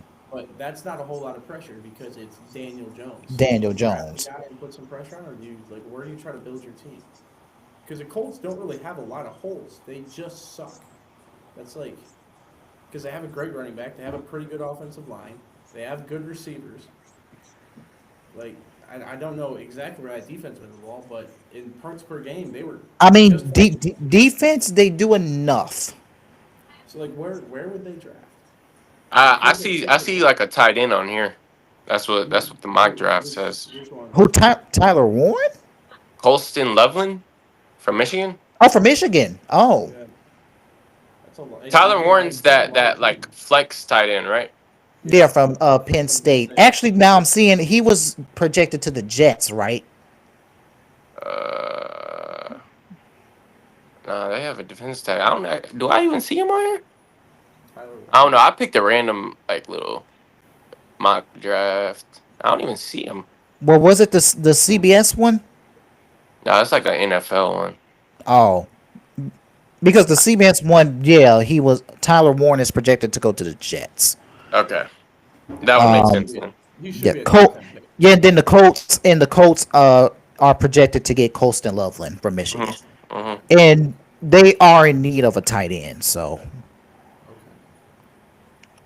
There's no see on here. It says the Browns. Do the Browns have multiple picks in the first round?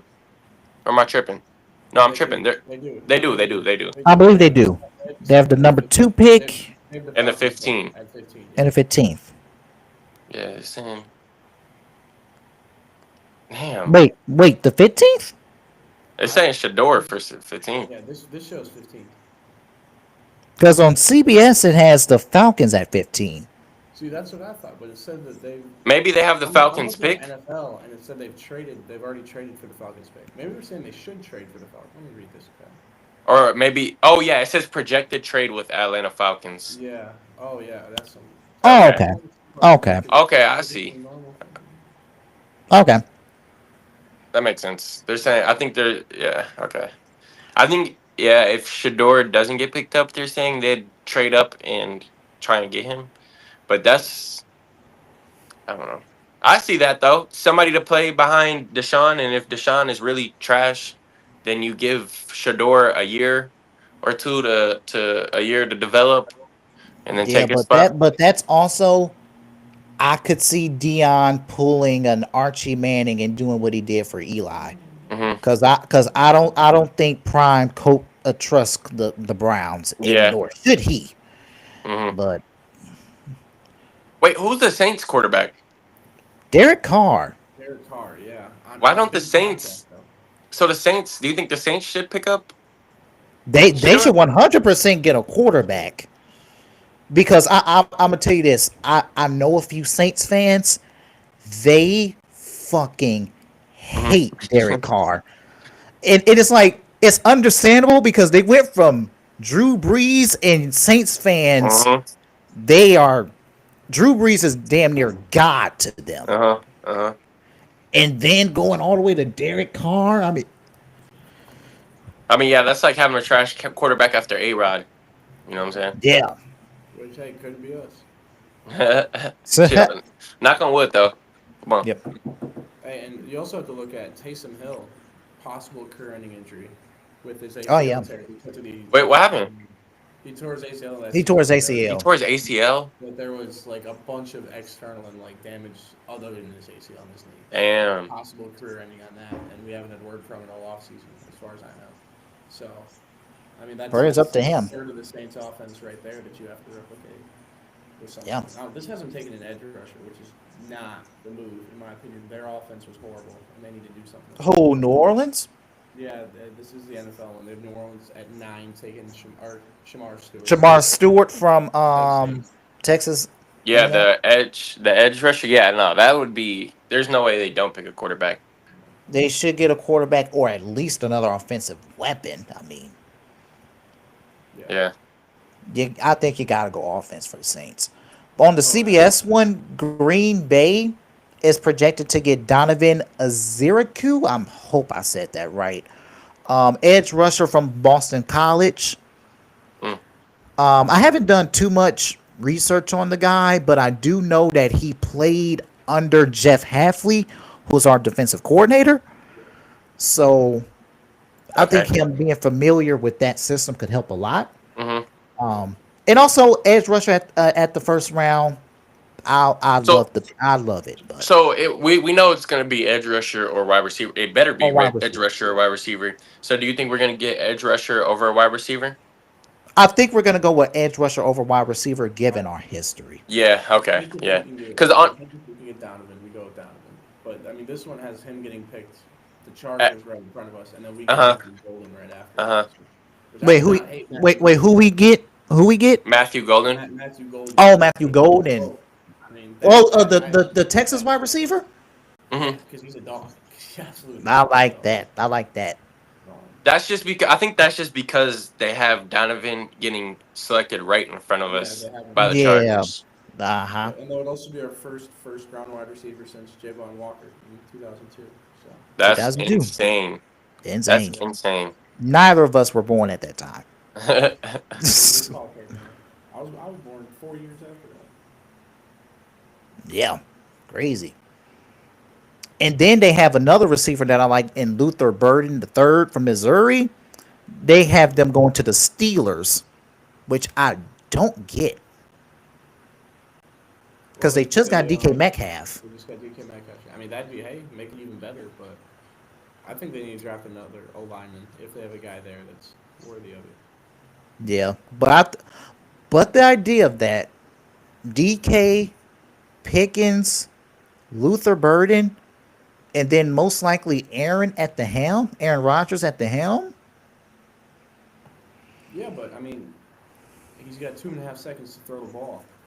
You already saw what happened at the Jets. I mean, when you had, right? I mean, everyone talked about Devontae Adams, Garrett Wilson. It doesn't matter if he got sacked.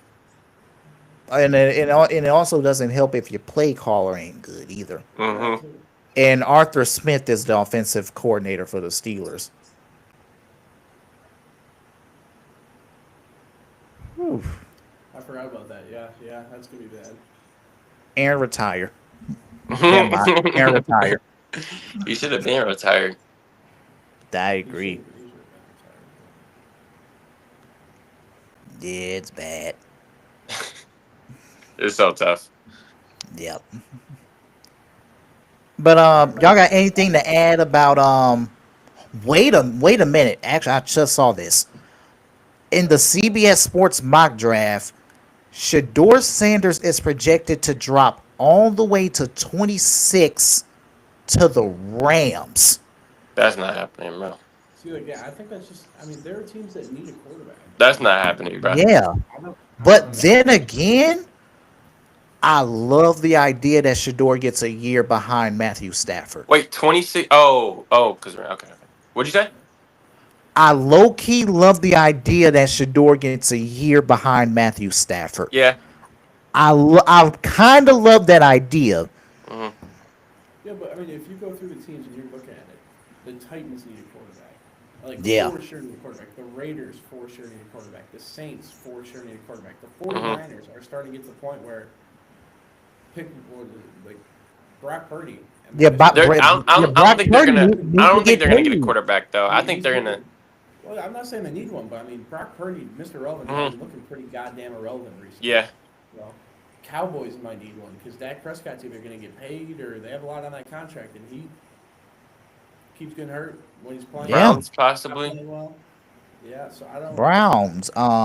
Steelers steal if Aaron Rodgers doesn't sign by then. Wait, who did the I forget who did the Seahawks just get? Sam Darnold. Sam Darnold. Sam Darnold. I mean, shit. They won't need one. Well, they might, but I don't think they will. Shoot, Cardinals might need one. Kyler Murray. No. I still believe in Kyler Murray. I mean, next year it's got to be a good year for him because I mean he has. I do agree. I do agree. It's make or break for him this year. I agree. Make or break and then get Archie Manning. Could be. You never know. So who is the quarterbacks in the next draft is going to be Arch Manning, Nico from Tennessee. Yep. Carson Beck. Which? Bro, don't even bring up his name, bro. That's I just said it because I know he's entering. That's all. Okay. But that's the only three I can think of. But we'll see. Penn State's quarterback, whatever his name is. I know. Don't even mention if I can't mention Carson Beck, we're not mentioning Drew Allard. Like you said, you know he's going to be there, and he could have a career year. Bounce back. You never know. I would hope so. The man built like Josh Allen, play like him. Bryce Underwood. Well, that's in 3 years. That's in Yeah, three I know. years. I know it's a long time down the road, but I mean, Yeah, you never know. Bryce Underwood, Dylan Raiola. Yeah, he's a bum. That's a bum. Night. Don't let Zach hear you say that. Don't let Zach hear you say that. Zach's pissed at him too because all that. All that hype? Yeah, well, not even the hype, like the dick sucking. Like, Yeah, he's Oh, weird. He's the weird. oh. Bro, did you see him in in the Chiefs locker room that no, one time yeah, too? that's what I'm fucking saying. Like, what are we doing? Sorry, bad words. But what are we doing? You good? You good?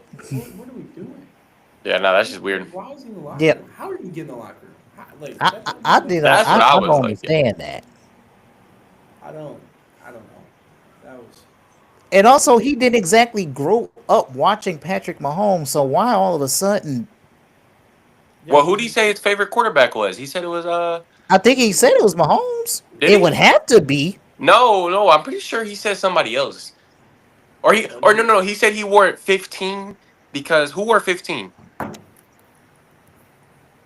Who wore 15? Oh crap! The only 15 I can think of is Bart Starr. Bro, who? I forgot. I saw a clip, and it was like Tim somebody Tebow. else. Tim Tebow. Tim Oh, Tebow. Tim Tebow. Oh, That's what it Tim was. Tebow. Yeah, That's what yeah. he was. He said that Tim Tebow was damn near his inspiration. He's a This lying. nigga. Lying. He's Yeah, I lying. know. He's lying. That's all right. Even though Tim Tebow would be a good quarterback, he's one of the greatest college College quarterbacks of all quarterbacks. time. Top 2, 3. Johnny Manziel. What they know about Johnny Manziel?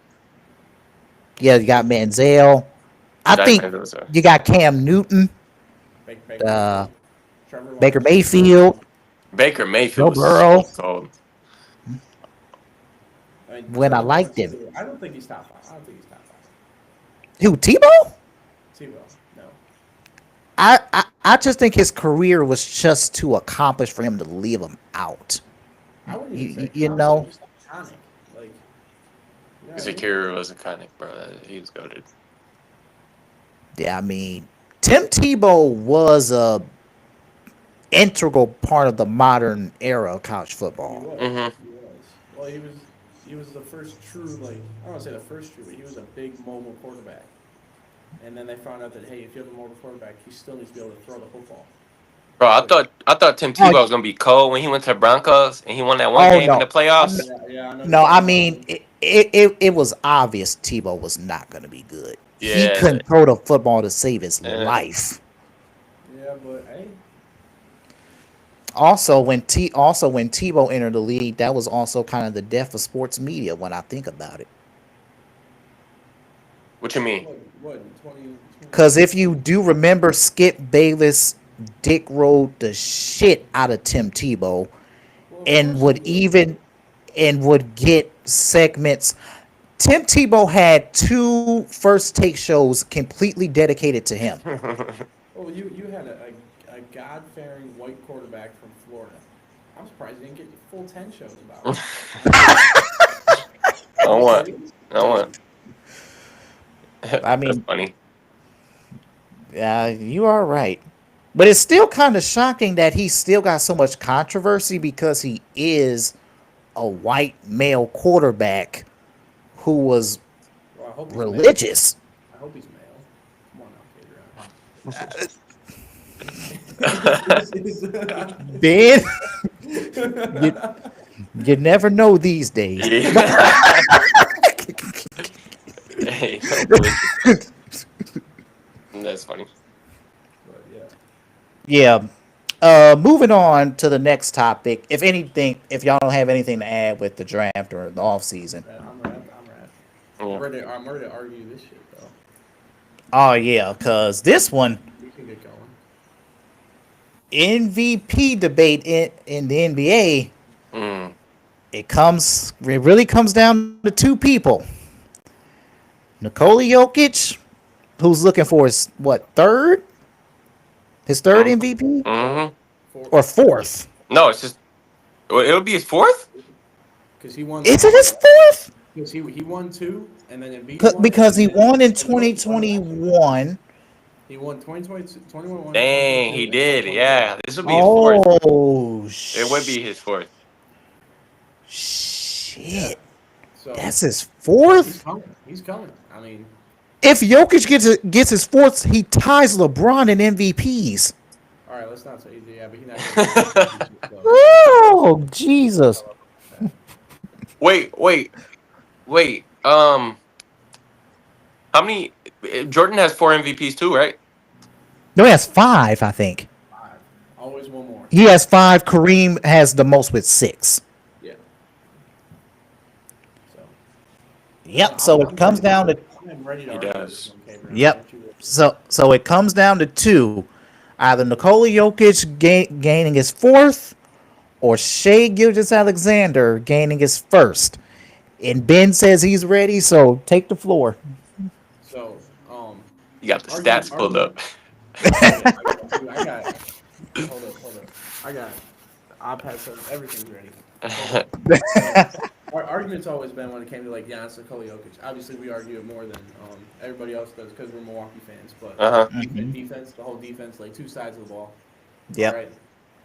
In my opinion, Shai is one of the more overrated defenders in the league. I mean, you're looking at. I mean, we can just go off defensive rating. He's not even a top 3 defender on his own team. All right. So value in that, absolutely nothing. Wait, who's the top 3? The top 3 is Isaiah Joe, Kendrick Williams, Isaiah Hartenstein. OKC. Shai's in 6. In the Shoot, league. Lou Dort. Lou Dort. up there? Lou Dort, because think about it, if you always guard the best player, Caruso? your defensive rate is not going to be as high. Oh, yeah, that's true. You That's get true. Sometimes. I'm shocked Caruso ain't up there, though. Yeah. No, Caruso's not on there. It goes. So we can go top 10. It goes Isaiah Joe, Kendrick Williams, Isaiah Hartenstein, Nicholas Batum. Nick Batum?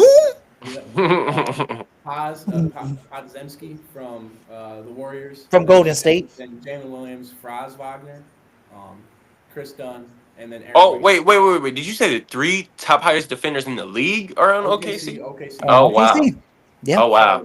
So Shai's in 6, and then they got 2 more in the top 10, Jalen Williams and Aaron Wiggins.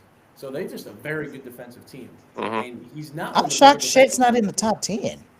What? I'm shocked Chet's not in the top 10. He must be ineligible. I mean, I don't know. I don't know why, but like you're looking at it, they're just a very good defensive team, and They are. it's not because of Shai. I mean, you're looking at this 4th best defender on the team, all right, and then you're looking at Nikola Jokic, and I know advanced stats, whatever the hell you want to call it. If you're looking at player impact estimate, which is based off of like plus minus offense, defense, efficiency when you're on the floor, when you're not, it's the whole thing. Giannis and Jokic are tied for 1 at 20.5. Look at Giannis, man. Close. And then no one else is in the 20s. I mean, LeBron's at 4th. Love that, man. Look at offensive rating. Nikola Jokic is top in the league. Shai's not even on there. Net rating, which in my opinion is not a fair thing to use because, again, you look at these numbers, it's Shai at 1, but then Kendrick Williams, Isaiah Joe, Aaron Wiggins, Isaiah Hartenstein, and Lou Dort. Yeah, I mean, net rating is a team stat, really. It's a team stat. So, Yeah. I mean, that's another one where Shai's leading, and it just doesn't make sense. Shai has the highest usage percentage, or the second highest usage percentage in the league, but is not anywhere on the player impact estimate compared to Jokic. So, I mean, advanced stats, I know that's always like the Jokic argument. We're making up all these bullshit stats to make him a better player. But I think also just watching Jokic, too. I mean, he gets the ball. Someone's getting a bucket, whether it's him, whether it's Aaron Gordon getting a dunk, whether it's MPJ getting a 3. It's just always somebody getting a bucket. So I think it's clearly Jokic. I wouldn't say clearly. I wouldn't say clearly. I would say clearly because. But I think.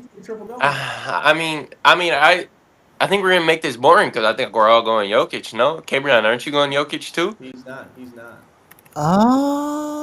CaBreon, you know you don't want to say Jokic, but you know it's Jokic. Yeah, here it is.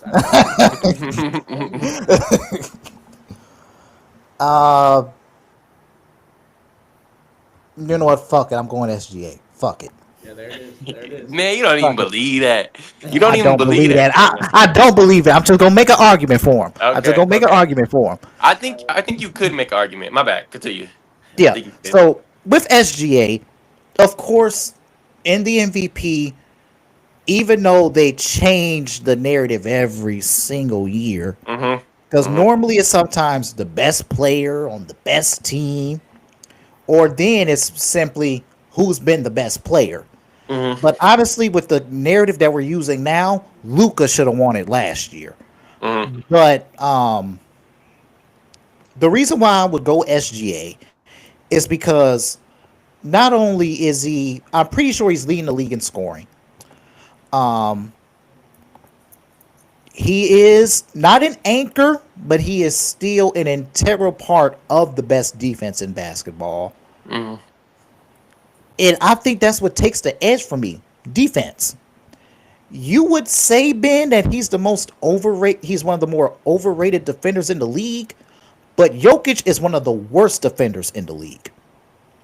And that's a proven fact. Mhm. And with Oklahoma City, they're going to finish number one. I'm pretty sure Cleveland has the number one overall record in the NBA currently, No, no, correct? it's the Thunder. It's Oh the no, Thunder by it's two. the Thunder now. Okay, Yeah, okay. by Yeah, like yeah, three yeah. games because Cleveland went on a Oh yeah, losing yeah, streak. yeah. Cleveland just went on that skid. Yeah.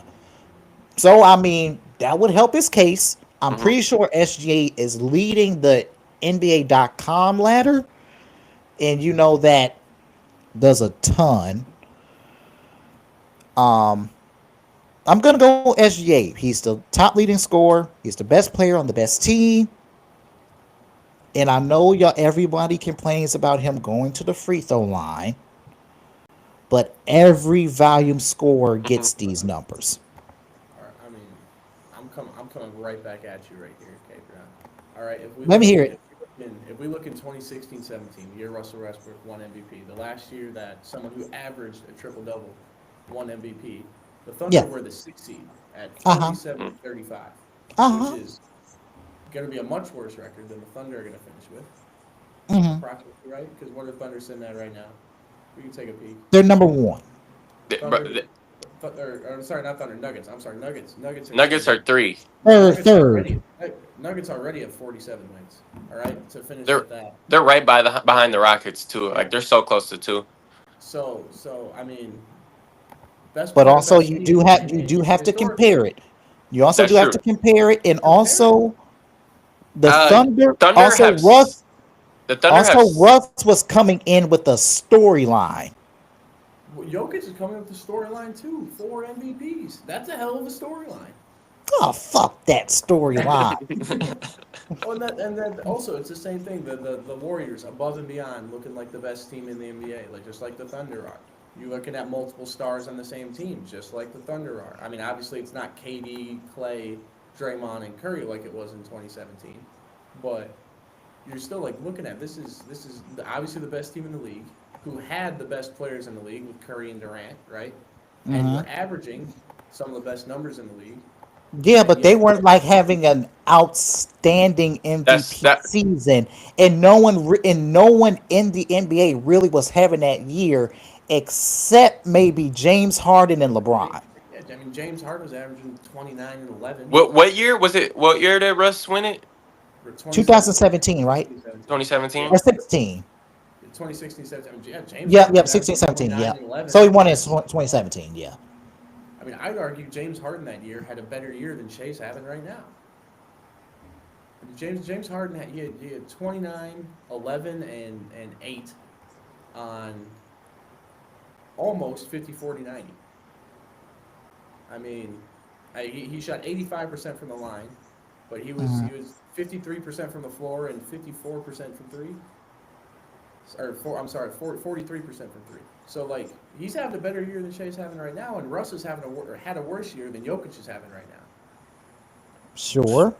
So I don't think there's, and Houston that year was the 3 seed, 55-27, which I mean they're behind the Spurs and the Warriors, Yeah, but but Oklahoma City's about to win 60. They're going to win 60. okay, 60 what? 60 60 games. wins. They already is 60. They have 62. Yeah, they're already they're past Oh, They 60. so can. they could finish. They could finish at 70. I'm pretty They sure. could finish at 70. Oh well, if they win 70, he's definitely winning it, Ben. Yeah. The that's see that's the tough part because OKC is dominating the league right now. Like they're 62 wins and 12 losses, and then second place has 48 wins. I think that's just like the biggest Like argument they you have. created a huge space between Hmm. them and everybody else, and Hmm. that's off the back of Shea. Yeah, yeah, But they're so if dominant. we just gonna give the MVP to whoever has the best record on the Uh huh. best team each year, then Giannis probably never gonna get another MVP. LeBron I definitely. I mean, like you looking at. I mean, if you're only giving it to one, you get two teams that you can win MVP from each year. That can't happen. But that's here's the why. problem: That, we don't have a clear narrative. We don't have a clear narrative about the MVP because they switch uh it up every huh. damn year. The Uh narrative is give it to Jokic. All right, that's what the huh. narrative is. I think Jokic. My point with Jokic being the MVP is just the fact that he is truly the most valuable player right now. He's the most valuable player, and he's the best player in the world. Like he has both of them. He's the best player in the world, and he's the most valuable player. If you take Jokic off this Nuggets team, I don't think they're a They're in the playoff team. lottery. If you I They're in don't the think they're a lottery. playoff team. And if you take Shea off of the Thunder, I think they're still making the playoffs. the Playing Nuggets, team. They don't have a. Yeah, I I think they're in the mean, you plan. I can't think they're in trust the plan. Jalen. You can't really trust Jalen Williams to lead you Yeah, there, but but there's don't they bro make it the big Thunder are simple? such a well built team where yeah, for sure. they're so and the Nuggets I feel like are falling apart and Jokic is like almost single handedly like willing them to win each game. I would say that, but Jokic is playing a huge part in them losing those games too. Yeah. I mean, yeah, but I Their mean, defense is not That's true. good, and that's because they get cooked on the pick and roll time and time again because Jokic is stuck in the restricted area just trying to swipe his hand. Remind me of Luka Doncic. they do, Yeah, they do. Also, That's why they average damn near 2 steals, but are still just terrible. yeah, dare I like say all they do is just swipe the ball hoping they get Hmm. something. Hmm.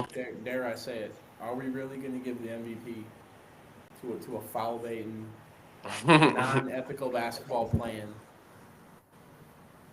pump faking point guard?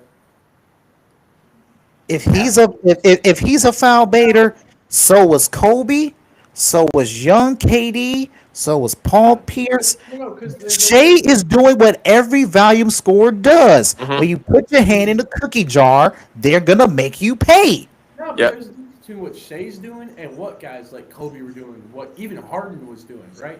What they were just waiting for you to reach. They were pump faking, get you up in the air. Shea is throwing himself into guys who are legally guarding him. Like Kobe didn't do that. Kobe pump faked and got a guy who jumped too far. Shea is driving down the lane and jumping backwards into defenders. We're not. Hell no. Kobe, No. Ben, Kobe did that a lot. No. Kobe. Yes, he did. Kobe would hit that little floater, two-handed floater, whatever you want to call it, where he would just stop and let the guy hit him. He never would jump backwards.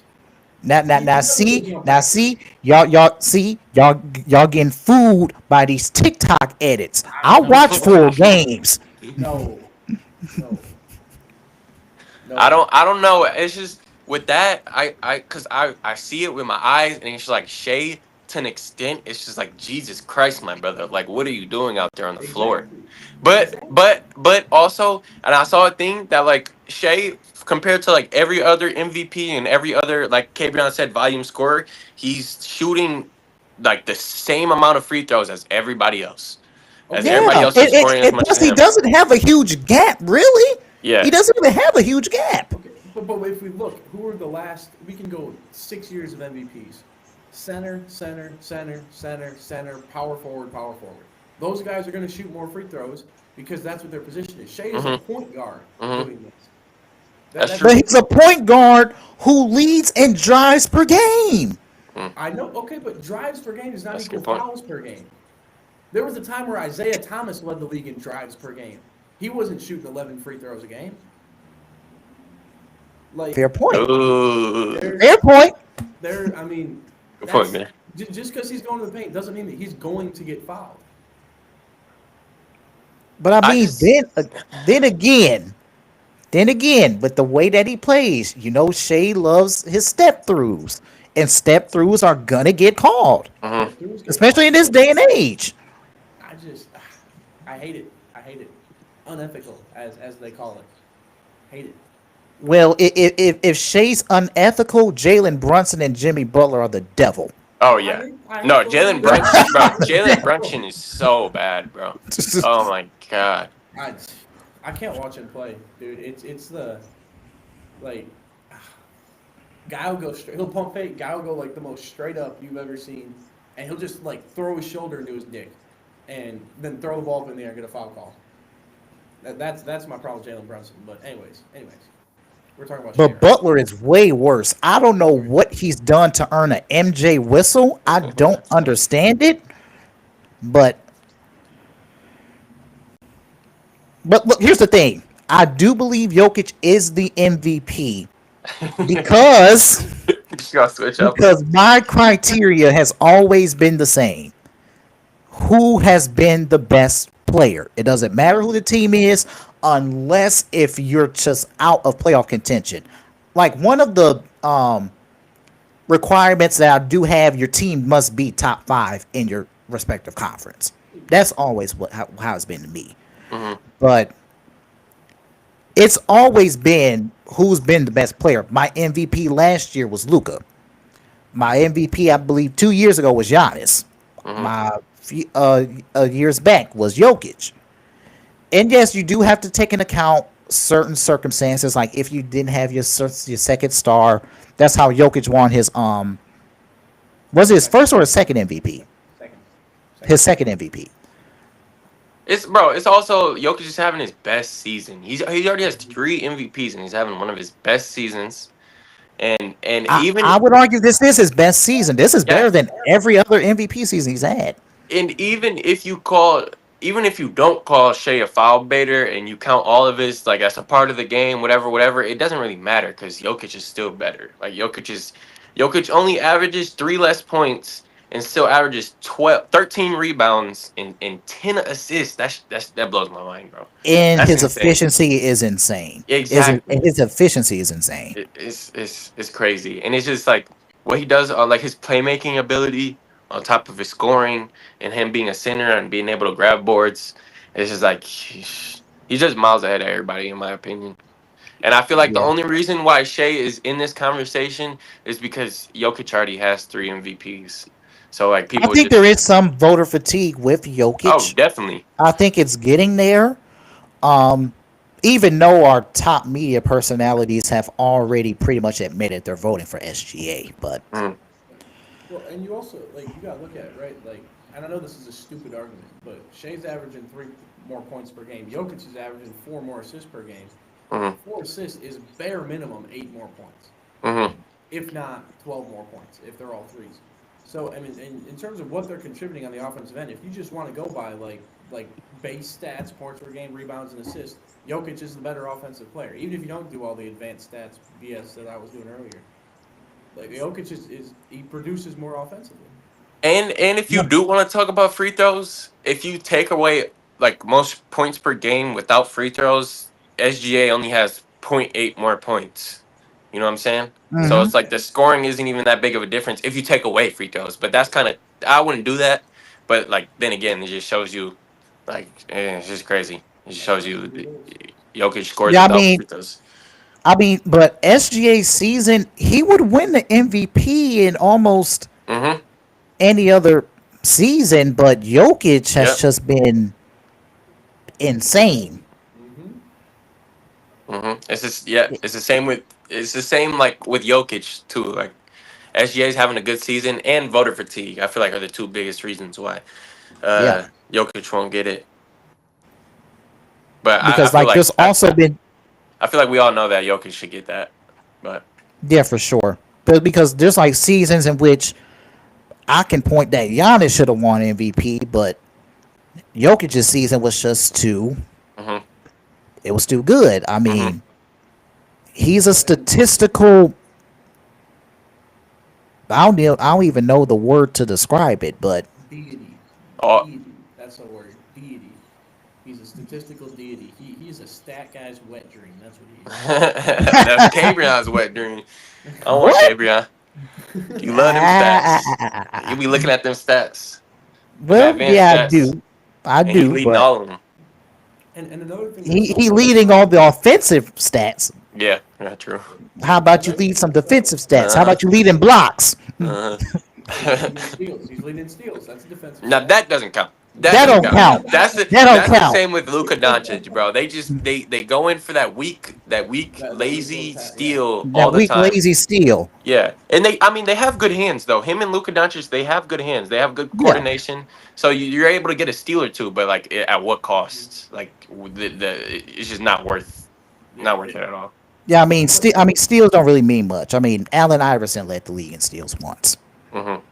I mean, but Yeah.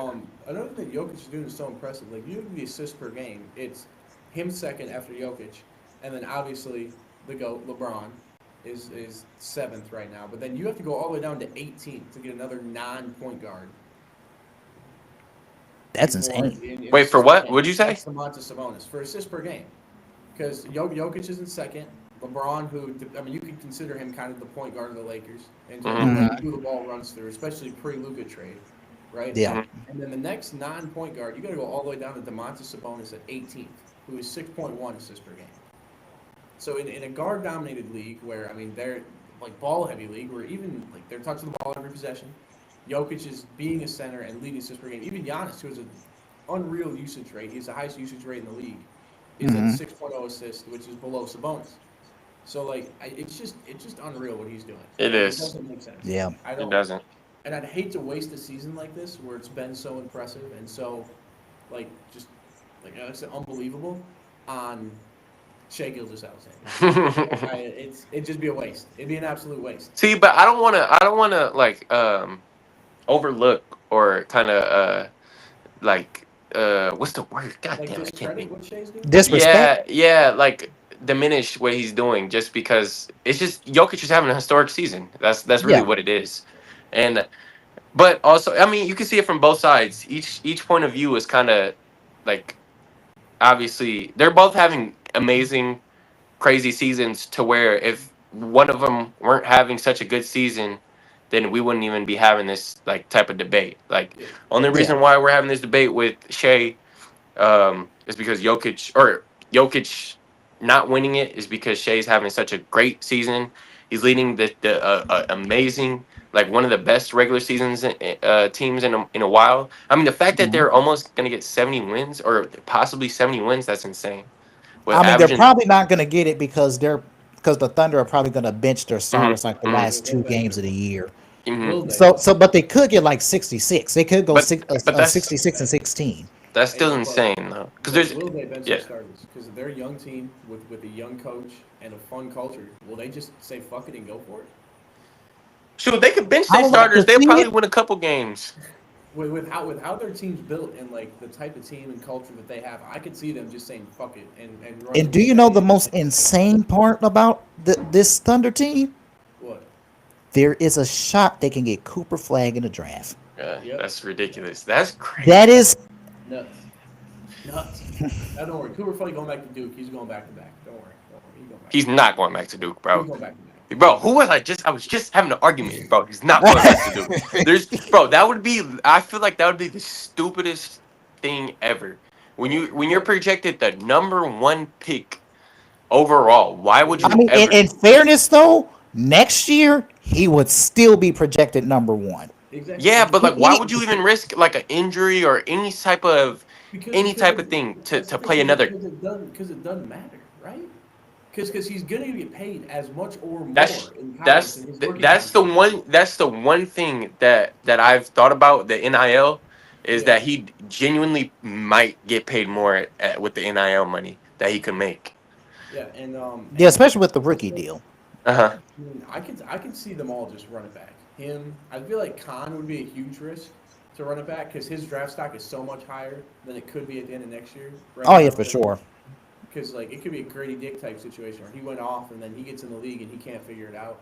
I know it's a white guy to white guy comparison, but that's what.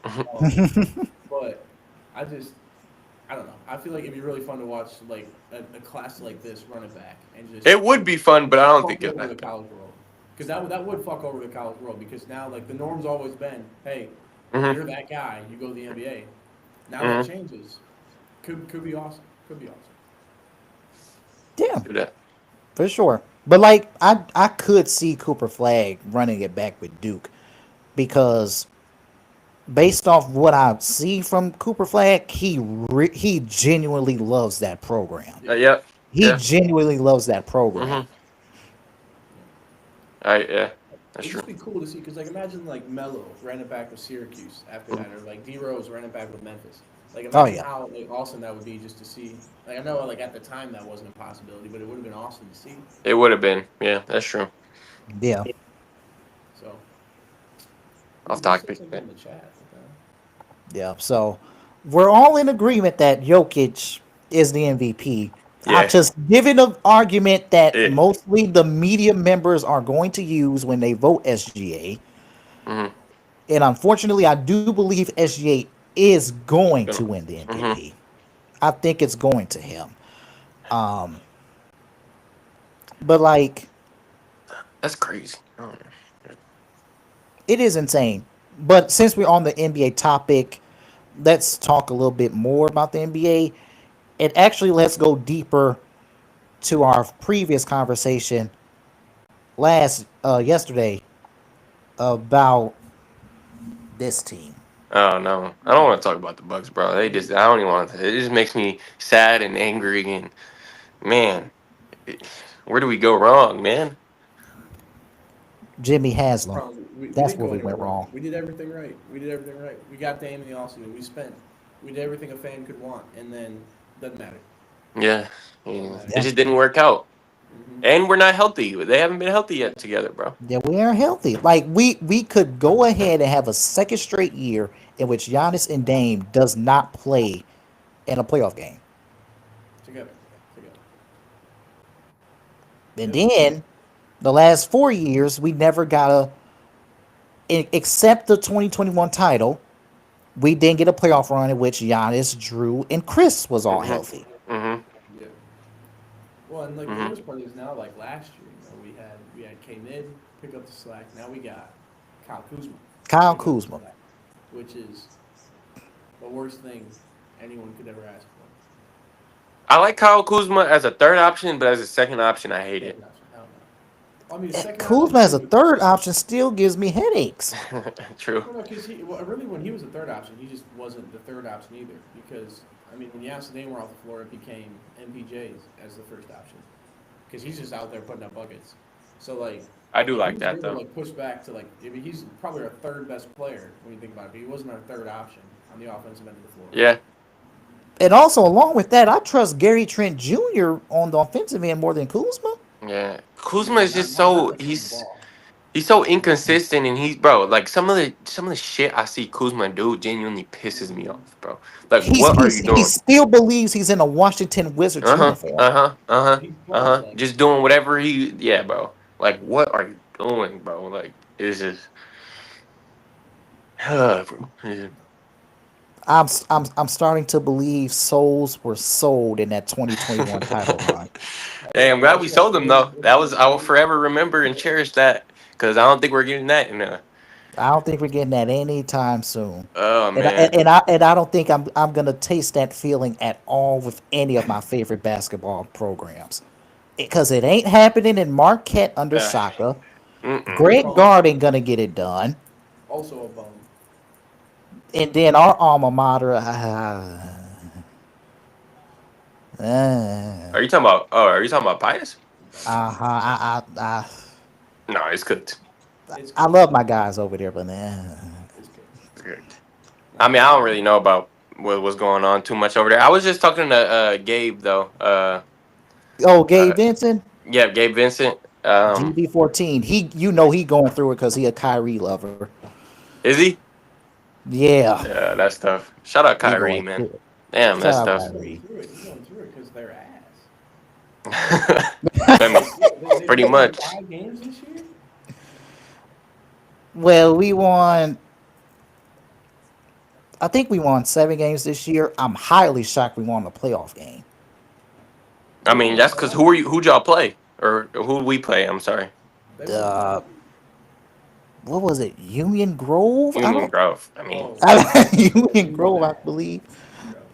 no, I mean, hopefully, I don't know. Hopefully they'll be good.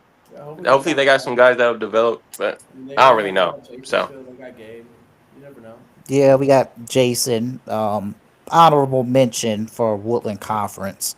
Also, new transfer Justin Jones. He was. I heard Gabe said he was good. Yeah, Yeah. he's very good. I mean, he kind of reminds you of Quan a little bit in terms of being a downhill guard. Don't say that. Well, I'm just saying he attacks the basket a lot and he gets to the free throw line. Yeah. Okay. I see what you mean. So All right. Isn't he small, a little bit. or am I thinking Yeah, somebody else? he's small. He's small, and that's our problem. We're small. Yeah. Yeah. I That's mean, always kind of been. our tallest guy is 6'4". I mean, That's pretty wrong big. with them, though. I mean, even but I mean, when everyone else is like 6 foot or shorter, Yeah. Yeah. I see what you mean. Yeah. It's cooked. They needed Zane Young this year. That's what Yeah. No. I did. I want to say what I want to say, but I don't want to ruin any relationships we have with the WIA. he made the decision best. Oh. You talking about? You talking about? Yeah. Uh-huh. There's nothing wrong with that. Yeah. Unfortunate. Unfortunate. Hopefully, we can get back to the promised land. They won't. Well, at least girls basketball gives me a little bit of hope. But I mean, girls basketball is always good. They just lost everybody, though. yeah, Girls basketball we did? lost our top 3 scores. Yeah, They did. For real? yeah, Georgia, Tess, and Addie. To be fair, they did that before. They lost. I mean, everybody but Tori our freshman year, and then still came back. Or Tori and Maya. I feel like the Yeah. girls basketball program is always gonna be good. Yeah, they're always tough. Yeah, Herrick always finds a way to get Uh-huh. talent. So Eric be recruiting or something. He be getting them in. I don't know what he be doing, but he be. yeah, but the thing is, I don't know how much Herrick got left. Yeah, that's true. That's true. I think he's So gonna. That's true. I mean, he already retired from teaching, 3 years ago? He retired nah, from he might be teaching, so done I'm pretty sure the retirement from coaching it's near. I Yeah. can see him in I feel like he's a big part of why the girls are always good too. He's got a good system that he always sets them up. Yeah. And obviously the girls that we get are good too. So Are tough as fuck. Mhm. yeah. So we'll see. Well, we're not, Hopefully- we're not talking about Bucks, though. That's just gonna make it. Yeah. No Bucks. Okay. None of that. No, yeah, no. We All right, did all right. we talked about it. Our hopes are kind of dead. Okay. Well, how about the Lakers? How about that? How about the Lakers? The Lakers make me a little bit happy. Yeah, They I mean, we're back on the win. They're back on the winning track. They beat Memphis. Actually, no. That was a good game. That was a great game. Yeah, actually, But- no. Let's talk about the Taylor Jenkins firing because we didn't get into that. Yeah, what the hell was that? I mean, lost the locker room, whatever you want to say, but Oh, that was crazy. That was crazy. Yeah, That I is don't- right before a playoff push. right before the playoffs. That's crazy. I mean, how bad was it that you felt the need to move on right away? Mm-hmm. That. Yeah, I saw that. I was watching it. They got it, bro. They smacked them. Lua had a hat trick. Hat trick? Yeah. Mm. Yeah. he didn't. He had two. You only had two? He had a brace. Fernand Torres had the last one. Oh, okay. I'm tripping. Oh, I think that's what I thought it was. That's some bullshit. Anyway, sorry. I just had to get that out the way because I saw it. But yeah, I don't get that at all. I don't. But why not just wait till the end of the season? Why do that right now? Why not give Yeah. him? I don't get that. I don't get Well, I that. think this might At least give him a playoff series. I think Jesus. he said something racist or something in the locker room.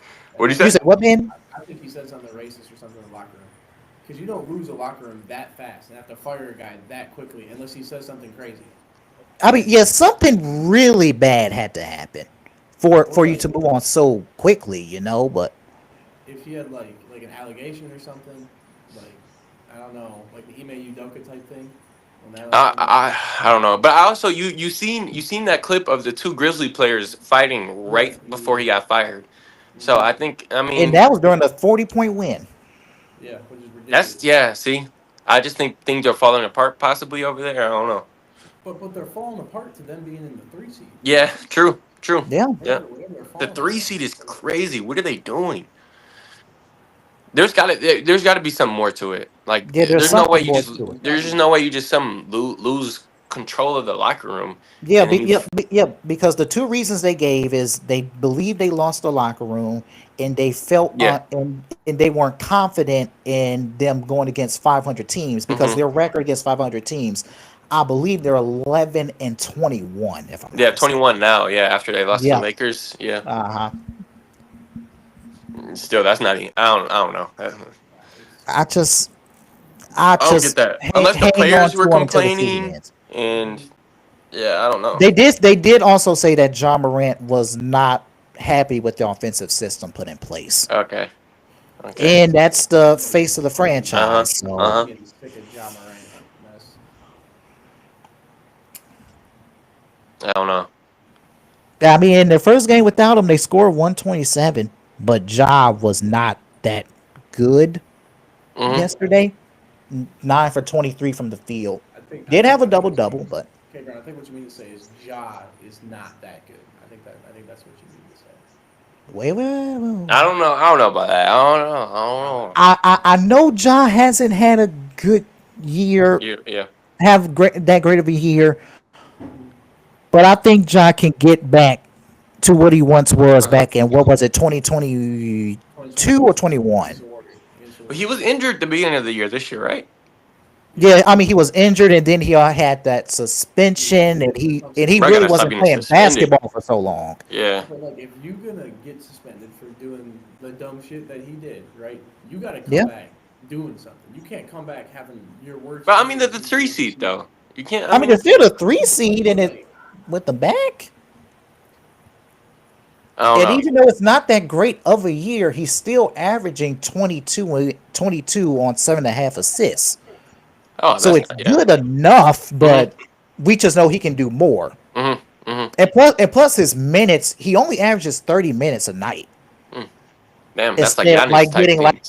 the instead of getting like the normal 35, 36 Mhm. that your star player would have. maybe that's I what mean, it that's is. because their team is good. Their team is also That's good without him. To be yeah. honest. Yeah, That's been yeah, they're very been deep. very good without him. I don't know. I'm not a huge Ja Morant guy, but That's not ridiculous though. I see that. Yeah. Not too ridiculous. Like I'm a huge lover of Ja, and he was putting me through the ringer with all the crap he Uh-huh. was doing. Uh-huh. so what all has he done? He punched that kid over the basketball game. The good thing on IG Live, I feel like they gassed that way too much though. They I did think gas that. it was gassed up too much. Well, he just started. He just like piled one thing after another It was after piling another. another thing, Yeah, yeah. it's just yeah. And then But it's worse when Shannon Sharp is completely destroying you. mhm. Oh yeah, So Shannon Sharp got on his ass. yeah, All right. He's like, One more question from me. Who's coming out the West and who's coming out the East? Lakers and Bucks. All right, buddy. All right, buddy. okay. Let's be for real. Um, We kind of all know the Celtics are coming out the East. I feel like Yeah, I think the Celtics are coming out the East. I just think Cleveland, as deep as they are, I just don't think the firepower is enough. yeah. I agree. I Yeah, don't think I don't think they can get it done against the Celtics either. no. I think I that's gonna be think a I good. think I think they could give it to 7. I think they could Yeah, get it to no. I 7. agree. But I agree. 6 or 7, but I don't think they're getting it done against the Celtics. I feel like the no. Celtics, man, the Celtics are also another top to bottom team where they have height, they have size, they have defense, they have everybody can shoot, and then you also have the superstar power of Jason Tatum and I guess Jalen Brown on some nights. Even though I hate Jalen Brown, like yeah, no, Jalen Brown is I hate Jalen Brown, but Yeah. they're too good. It annoys me. But that's why I hope it's the Lakers versus Celtics and then the Lakers win. That would be classic too. Lakers versus Celtics. Oh That yeah, would finally be getting that rivalry back. That would be nice. Even though the someone brought it up that Lakers versus Cleveland, LeBron going against his former team in the finals. Mhm. I mean, they said that could be a good storyline. My That would be dream, fire. Yeah, yeah, of course, our dream would be Lakers versus Bucks, but of course. the Bucks ain't gonna get that done. Yeah. But I think coming out the East, definitely Boston. What about the Knicks? Nah, Who? No, I know. I I don't know. believe in the Like, Knicks. hear me out. Knicks? Hear me out. Hell no. Hear me out. No, Hell Hear no. me out. Hear me out. Give me a the second. Knicks are like the All Bucks, right. I in know my the Knicks. opinion. They're 0-10 against the top teams in the East, right? I know they've struggled this year, but they have the most prepared playoff lineup because like the Celtics have played 11 people this year in consistent minutes. That's true. Like they play so many people. Then the same with the Cavs, where they're playing 10 guys a night for like a 15 plus minutes. Like their bench Yep. guys aren't just coming off and getting a little bit; they're coming off getting a lot. Mhm. The Knicks have been playing their whole year with their playoff lineup. Their playoff lineup is ready. It's ready to go, and they're used to it. But how ready are they? I don't. Because Yeah. they playing 40 minutes a night. Yeah. I No. think Exactly. they're Though. ready, and Exactly. I think they match up better than any team has in recent memory with teams like the Celtics or Cavs.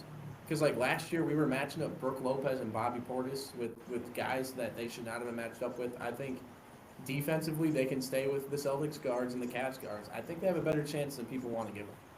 And I know it's the Knicks are the Knicks, and it's Tom Thibodeau's Tom Thibodeau. That's not going to work in the playoffs. But I think this is a year where the Knicks could.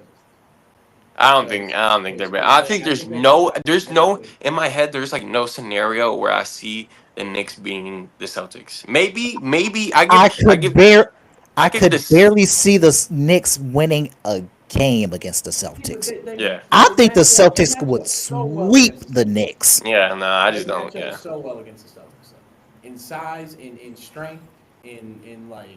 You would think, but they comparability. don't got one win over them this year. I know. They don't, but hey, let's not get ahead of ourselves. You never know. I don't know. The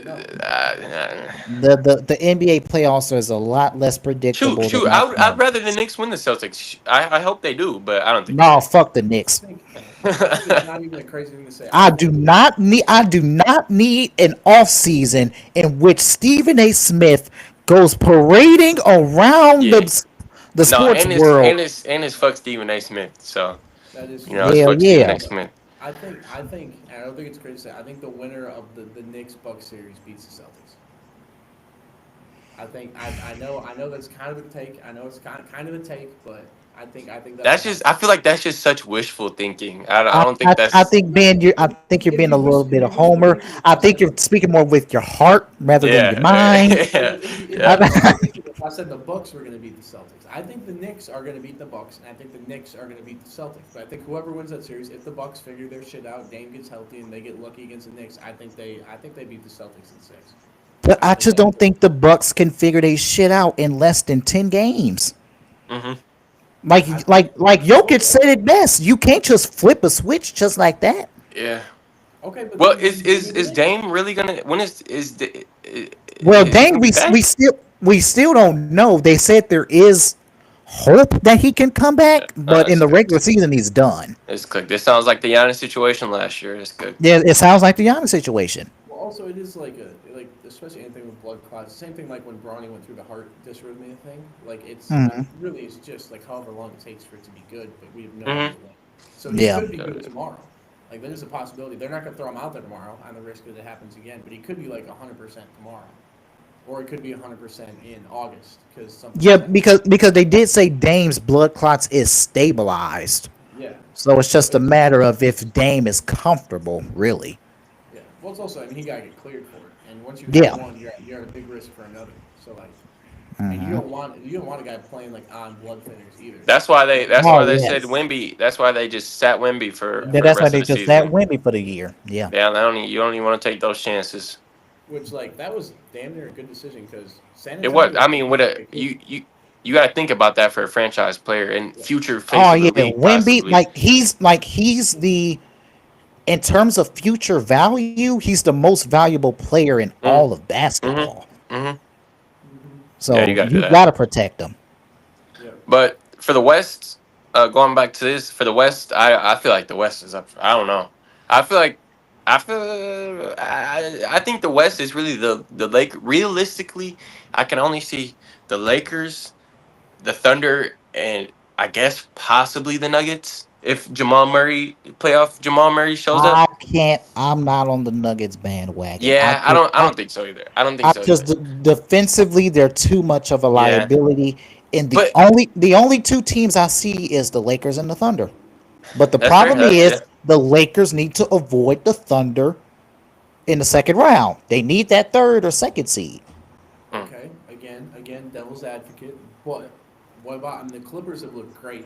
The Clippers have looked great, but They have looked good. And they have Norman Powell still. I mean, he's a dog. He's like they have a bench for it. They have the stars for it. If they show up and play like they're supposed to, I mean, James Harden at the end of the game is unstoppable. If he's playing like James Harden, you saw that against the Bucks. Yeah, but there's two questions though. There's two why? questions. Okay. If if Kawhi, if Mhm. Kawhi's healthy, yes. Mhm. But also again, question two, you do have James Harden in the postseason. Okay. That's a You good point. never fucking know. Yeah, that's but, true. I mean, I feel like that's because he used to shoot a lot of deep threes, a lot of stupid threes. This year, he's been getting downhill a lot more than. But I mean, postseason James Harden has been. So I feel like seeing him attack. I don't know. Like I said, you never know with guys like that because those are two guys that they flip that switch. They're unbeatable. I mean, Kawhi like just lost a player that I know that if Kawhi is on the court, I fully trust him in the playoff series. Yeah, For sure. that It's just the problem is he's not on the court. Mm-hmm. Mm-hmm. And then what about Golden State? We count out. Hell no. That's a good one. I forgot Hell about Golden State. no. That one slipped my mind. That one slipped my mind. Hell no. That one slipped my mind. We are Golden. not counting out Steph Curry and Mark. I feel We like are not Golden counting out State. Jimmy Butler and Mark. I feel like Golden State can knock off. I don't think Golden State is getting to the championship, but I feel like Golden State can knock off anybody in the playoffs. CaBreon. We've already seen Jimmy Butler do this. Besides the Lakers. I don't think Golden State's beating the Lakers. Tyler Hero and fucking Duncan Robinson. Now he's got Steph Curry. All right, and Draymond Green, who by the way is like showing why he is a first ballot Hall of Famer. This year. Yeah. Just want to throw that out there. I guess, So, yeah. You're right. Yeah. You can't count Jimmy Butler and Steph Curry out in March. Playoff Jimmy too. Playoffs, Jimmy. Playoff You Jimmy. can't count out. Y'all can't count out. But I'll be damned if I give the Warriors any credit. I'd be damned. I refuse to give Deontay any content. I refuse to give Jordan Brown any content. I refuse to give Nia Brown any content. Fuck the Warriors. I will never give them credit as until I am signed by an official sports media platform. I refuse to give the Warriors any type of credit. So screw them and screw their championship contention. They get knocked out in the first. Hey, Golden State. I can't do it like Shannon Sharp. Lakers in 5. How about that? Nah, I think I forgot about the Warriors. But I don't think the Warriors can make it. I don't think they're going deep enough to get to the championship. But I think they can knock off a contender on an upset. And I think the Clippers You do have to remember Golden State is in the play-in, and with the Clippers are playing because they got the same record, but with the way the Clippers playing, it looks like Golden State's going to be at that 7th seed, unless if you count on the Grizzlies I'm counting on losing streak. That's what I'm counting on. On what?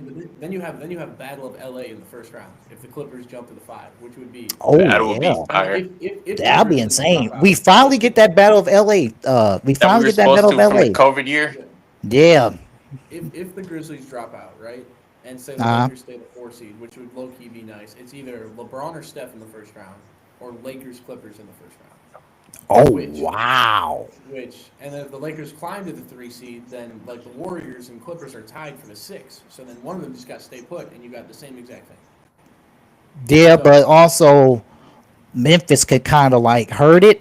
But what if Minnesota also goes on a hot streak because they're not far behind? Minnesota's not doing shit. All right, let's come on now. Julius Randle. Sure, but again, I could count on Anthony Edwards giving you a stretch. I can count on Anthony Edwards giving you a stretch. You also got to look out. I mean, down at the bottom. I know it's sad, but you never know. Again, with stars, the Suns, they're a game out of the play-in right now. No. Yeah. No. I know they're awful. Nah. I know they're bad. But again, it's KD, it's Devin Booker. But I ain't trusting the team with Bradley Beal on it. It's not Mhm. Bradley Beal. But I mean, KD and Devin Booker, you never know because it's Nah, KD. bro. It's The KD. Suns absolutely And also playoff Mike Budenholzer. Right, absolutely never not. mind. We can throw out the Suns then. There you go. That's the Suns. There's absolutely no way the Suns do anything, and I don't believe they could win a game in the playoff series. I don't think if they got into a play-in tournament, I don't think they'd get out the play-in tournament. They Yeah, could. because the Suns are most likely going to finish ninth or 10th, which means they have to win 2 games just to get into the Yeah, playoffs. I mean, they could beat the Mavs or the Kings. I mean, actually, I Yeah, take that they back. could beat the Mavs or the Kings, but they're not beating Golden State or Minnesota. Hey, that'd be a hell of a Oh. storyline though, because that would be the Timberwolves and they're playing Yeah. in the second game, and then KD Ants playoff game. Always. I mean, And I pretty guess much, I can pretty see I much can set see the them. stage for Yeah, KD to join Minnesota. I can see them making the playoffs, but possibly, but nah. Maybe over Minnesota, but nah. They're not winning a playoff game. They're not winning a playoff game. I don't think they Bro, enter the and they would playoffs, have to honestly. play OKC. Oh my goodness, easiest sweep ever, bro. Oh yeah, Easiest sweep ever. that'd be like an 15+ point win every single game. Yeah, no, that's. I feel like OKC is just not going to be that good in the playoffs. I feel you. I mean, and but it's I also understand because it. they weren't that good last year, and they're still a young team. But I feel like they're gonna be a lot better than people think in the playoffs. I do Yeah, too. Because I think defensively they're going to be great enough. And yes, Shea free throws are going to go down.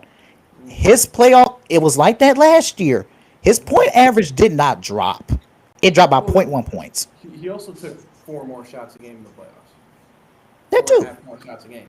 So he was on much worse. I mean, you're taking 4.5 more shots a game. You're only dropping 1 point. I mean, you're dropping points, adding more shots. That's bad. Bad. Yeah, but sure, But you gotta. he still got That's his. 49% from the floor, though. That's his first like leading playoff That's series, his first leading playoff Yeah, series, you too. gotta. People just count him out just because he had. I mean, obviously they're young, and obviously they didn't have a good run last year. But like that's a part of the process. That's a part of building that experience. Is they And then already have also one? They having a already have one run under their belt. I mean, you got to give them a second to. Yep, and also having a champion and Alex Caruso getting in there, that should help them out a little bit. I don't know about all that. Now I'm talking about like in terms of preparation and like focus. Yeah. Well, because like last year, their most experienced playoff player was what, Lou Dort. With Lou Dort, yeah. Yeah. From that COVID series when he missed James Harden with the basketball. Uh-huh. That's why I just don't see. I don't see OKC really. That's why I see the Lakers winning because I don't see OKC beating the Yeah, Lakers. yeah, because I just think playoff Luka and Braun is just It's too that's a much. nightmare. That's a Yeah, nightmare. it is. It is. And obviously I don't want to and everybody's thinking about the Lakers right now and everybody's hyping up the Lakers. Obviously, we're all Brown fans. We biggest Brown fans, you know what I'm saying? But like Uh-huh. it's I don't know. I don't want to hype them up too much. I don't want to give them too True. much, but it's just playoff Luca and playoff LeBron. Like how do you not bet all your money on them? Like is how do you stop them in the playoffs? Right, You know because what I'm saying? Luka has the second highest scoring average in postseason history, and then we already know what Braun do. Mhm. Mhm. So, I don't know. I don't know. But then we talk about all these teams, and I think none of us take them seriously. There's the Houston Rockets at the 2 seed. Yeah, I don't trust the Houston Rockets. Yeah, I don't trust Serious. Houston. They are now. If we're talking about teams that's young, Mhm. Mhm. Houston is young. I don't want to discredit Houston because they're a really good team, but I just in a playoff series, it's just the playoff series are completely different than regular season, as Uh-huh. we know. And it comes down to your star players stepping up, and then everybody doing their role, and it's just like such a different atmosphere in the playoffs. And when you have a team, it's like the Thunder last year. You know they were the 1 seed, but they were still young, and they were still inexperienced, so nobody. I mean, they just didn't perform, and I think that's And gonna be the same with also, the Rockets. they run into an absolute elite player in Luca. Hmm. And by the way things are looking, Houston is going to run into the Warriors. And even though I Oh, said I wasn't going to give them that's a good credit, but series. Steph and Jimmy Butler, No, I think they're just going to I would have the Warriors in that one. I would have the Warriors winning that one. You'd have Fred VanVleet guarding Steph Curry. If that was a series. Barbecue chicken. Yeah. You said collard greens, sweet potatoes. Sweet potatoes. Maybe you put a Ben Thompson on him, but I mean, you're But then who's guarding Jimmy Butler? Who would guard Jimmy Butler? I think that would be Dylan Brooks. Okay. That's good matchups though. Actually, Butler and Dylan Brooks will actually be solid. I think that'll be interesting. That would be interesting. That would be interesting. I hope they play each other. I can't wait for the playoffs. The West especially. The West is so stacked. The West is so good. It is. That's why I hate to like discredit teams because they played good and they're solid. Yeah. But and this is also with this stacked team. I wish Kyrie and AD were healthy. Ah man. Oh my God. Yeah. But think about it, Ben. I know. But they would have a chance of making a little bit of noise. Like, I don't think they would win a playoff series unless they were to like face a Houston or Memphis. But because for me, it's always been fuck Kyrie, fuck AD. So damn. Did you forget that Kyrie is on the list to not hate on? I saw those lists. You've heard my opinions on those lists. I mean, it's always been fuck Kyrie. I mean, it was fuck Kyrie at Duke. A little less fuck Kyrie in Cleveland because, LeBron. But then it was fuck Kyrie in Boston. It was fuck Kyrie in Brooklyn. And it's fuck Kyrie in Dallas. Well, I mean, it was kind of. It was kind of fuck Kyrie in Boston and Brooklyn because in Boston because of the whole LeBron situation, and then in Brooklyn since Milwaukee was Brooklyn and Milwaukee was rivals, but still, and again, I love Kyrie. Yeah, no, I agree. I loved Kyrie in Cleveland. I didn't like. I didn't really like him in Boston. I didn't really like him in Brooklyn. But Dallas made me love Kyrie again. Yeah, his attitude, his demeanor, and he just played very well. I love Kyrie again, but you hate to see him go out. And why you hate AD? What AD do? Yeah, how you hate AD? Calipari, Kentucky. Calipari. This man be holding grudges. I mean, understandable. Like I hated him in Kentucky. Don't get me wrong, but then when he paired with Bron. It's fuck all of them. That's why it's fuck shit. Oh, I mean that is why Ben hates SGA because of Calipari. He hates Rob Dillingham because of Calipari. Dang. What about Tyler Hero? It was fuck Tyler Hero. Oh, fuck Tyler Hero for sure. Fuck him. I mean, choosing Calipari over Wisconsin or even a Marquette. That was best decision of his life. It's the best decision of his life, but still, screw him. It was choosing Wisconsin first, committing to Wisconsin, and then going to Kentucky. That's why. That's the problem. Hey, and that probably was the most beneficial thing to his career that he's ever done. No, realistically. What if he balled out Wisconsin? Wisconsin, that was prime Wisconsin back then. He could have. I mean, Tyler Hero still would have probably got drafted high. Yeah, I don't know, but I don't think he would have been as good as he was if he didn't go to Kentucky. I don't know. I love Kentucky. I was at that game that Milwaukee knocked them out the playoffs. You was over there happy. You were happy. That's funny. I mean, I've been hate watching Tyler Hero for the longest time. So. Man, you can't hate on Wisconsin people, bro. Oh, no. No. That's what y'all with Khan, bro. Just respect, bro. No. Well, actually, with Khan, it's more of it's a more lovable. I love to hate Khan. I love to hate Khan. That's what it is. No, but it's fuck Tyrese Halliburton too. He's a Wisconsin guy. Oh, yep. Screw Hallie. I loved Halliburton, and then he did that to the Bucks. And then he turned into a front runner. Yeah. He turned into a front runner. But then again, bro, I love my Wisconsinites. They putting Wisconsin on. Yeah, so you gotta respect it. Still. Like I love Jordan Poole. I love Kevon Looney. Of course.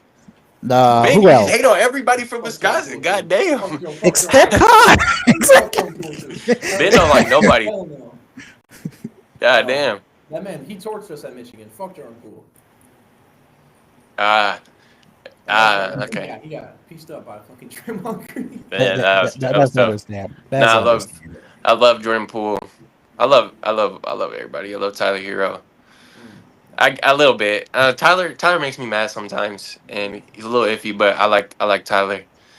Kevon Looney. I love Kevon Looney. Who I else? mean, I Who else? still disliked him a little bit because he was a I've warrior. started to So. like Tyrese again.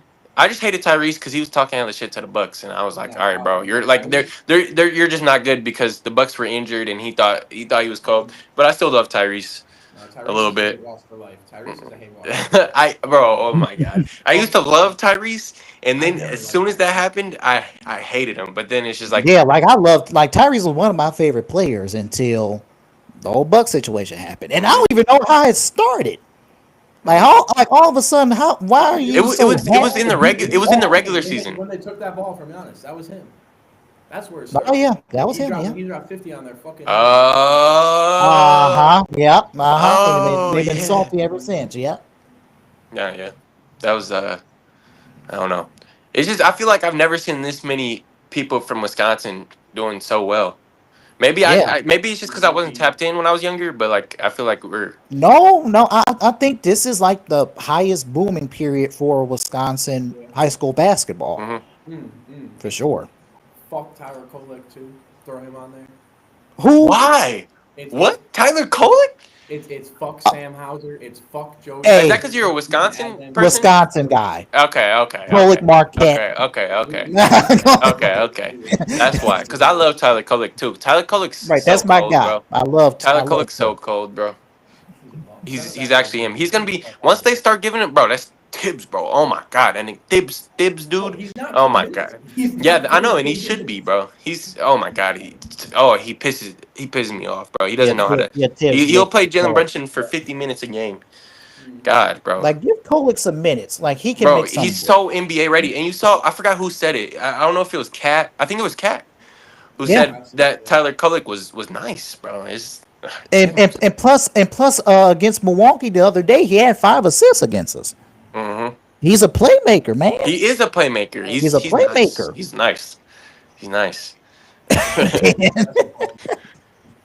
What's his name? Is Tanji gonna be nice? He's getting drafted this year, right? He's not getting drafted. Tanji gives me Johnny Davis vibes. Well, no, he's Okay. Yeah. Where's Johnny Davis at? That's a good point. Where's Johnny Davis at? Ugh, it is rough for You my said he boy. with the Shanghai Sharks? No, he ain't there, but oof. He's in the Wizards G League and sometimes on their main team. But he's bad. Yeah, let me look at that right now. He's playing for the Westchester Knicks in the NBA G League. Oh, he's playing with Tyler Kolek. So I think he's playing with Kolek, yeah. Yeah. Oh shit. I mean, What's his stats looking like, CaBreon? I don't know where I can pull up G League stats, but They don't even pull. Oh, damn. But in the 34 games he's played in the NBA, 2.4 points, a rebound a game, and 0.3 assists. How many minutes? 7.1. Oh. For 41% from the field. Here we go. Johnny Davis in the G League. Oh, there we go. Looking at.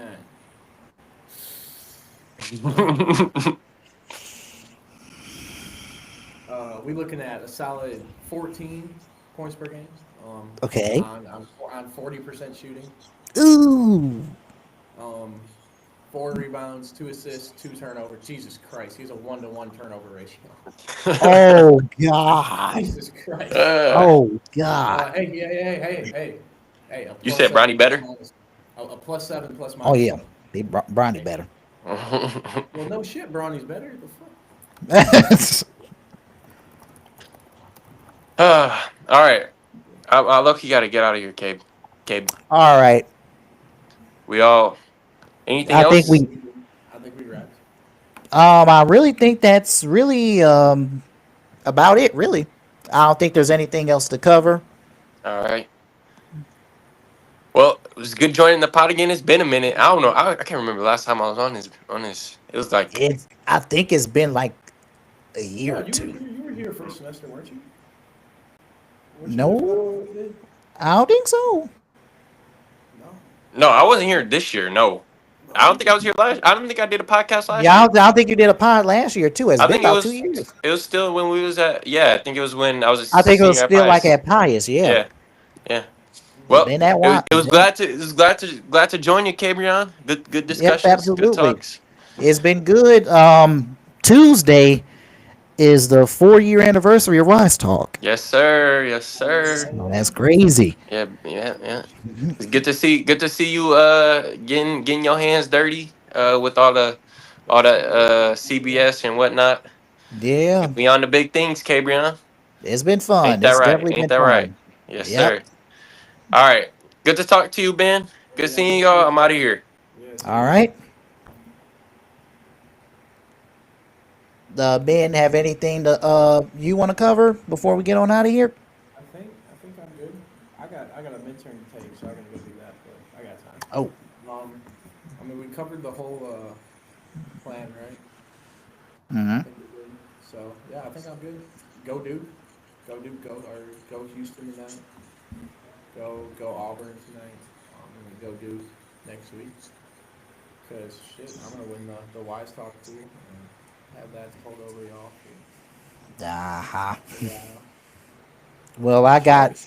Charlotte was giving me is giving me a run for my money right now. Yeah, I believe she's first, isn't she? No, hey, chill the fuck out. Ben Doherty's in first. All right. Wait, are you tied? Because Charlotte sent me a screenshot saying that she was first. We're tied for first, but Oh, you're tied for I first. have all four Final Four teams left. Oh, and plus you got the higher max. You got the She higher had max. Mark Pope. She had Mark Pope in Kentucky in the Final Four. Ew. So if Houston wins tonight, I get that. If not, then we're gonna be tied the whole way. No, because she has Auburn in her championship, and I have Florida. So that's what's gonna come Okay. down to. So that's what's gonna come down to. Yeah. So even if today, like if like Auburn or not Auburn, if Houston loses and I don't get those points, and then Auburn, it doesn't matter what they do. It's gonna come down to if Florida wins Florida wins next week. If Auburn loses today, that's low-key better for me because Caleb and her both had Auburn in their final, or everybody's got Auburn in their final. Yeah, everybody got Auburn in their final. Except for you and you. No, I got. Oh yeah, I got Florida beating Auburn. And so Yeah. we have the same final. So really, if Auburn loses today, I'm in a good spot because Uh-huh. then I can't be passed. So that's what we're Yeah. hoping for. But, hey, never know. Anyways, good to talk to you, CaBreon. Yep, absolutely. We will see everybody next week. Yep, next week. All right, got it. All righty. See you.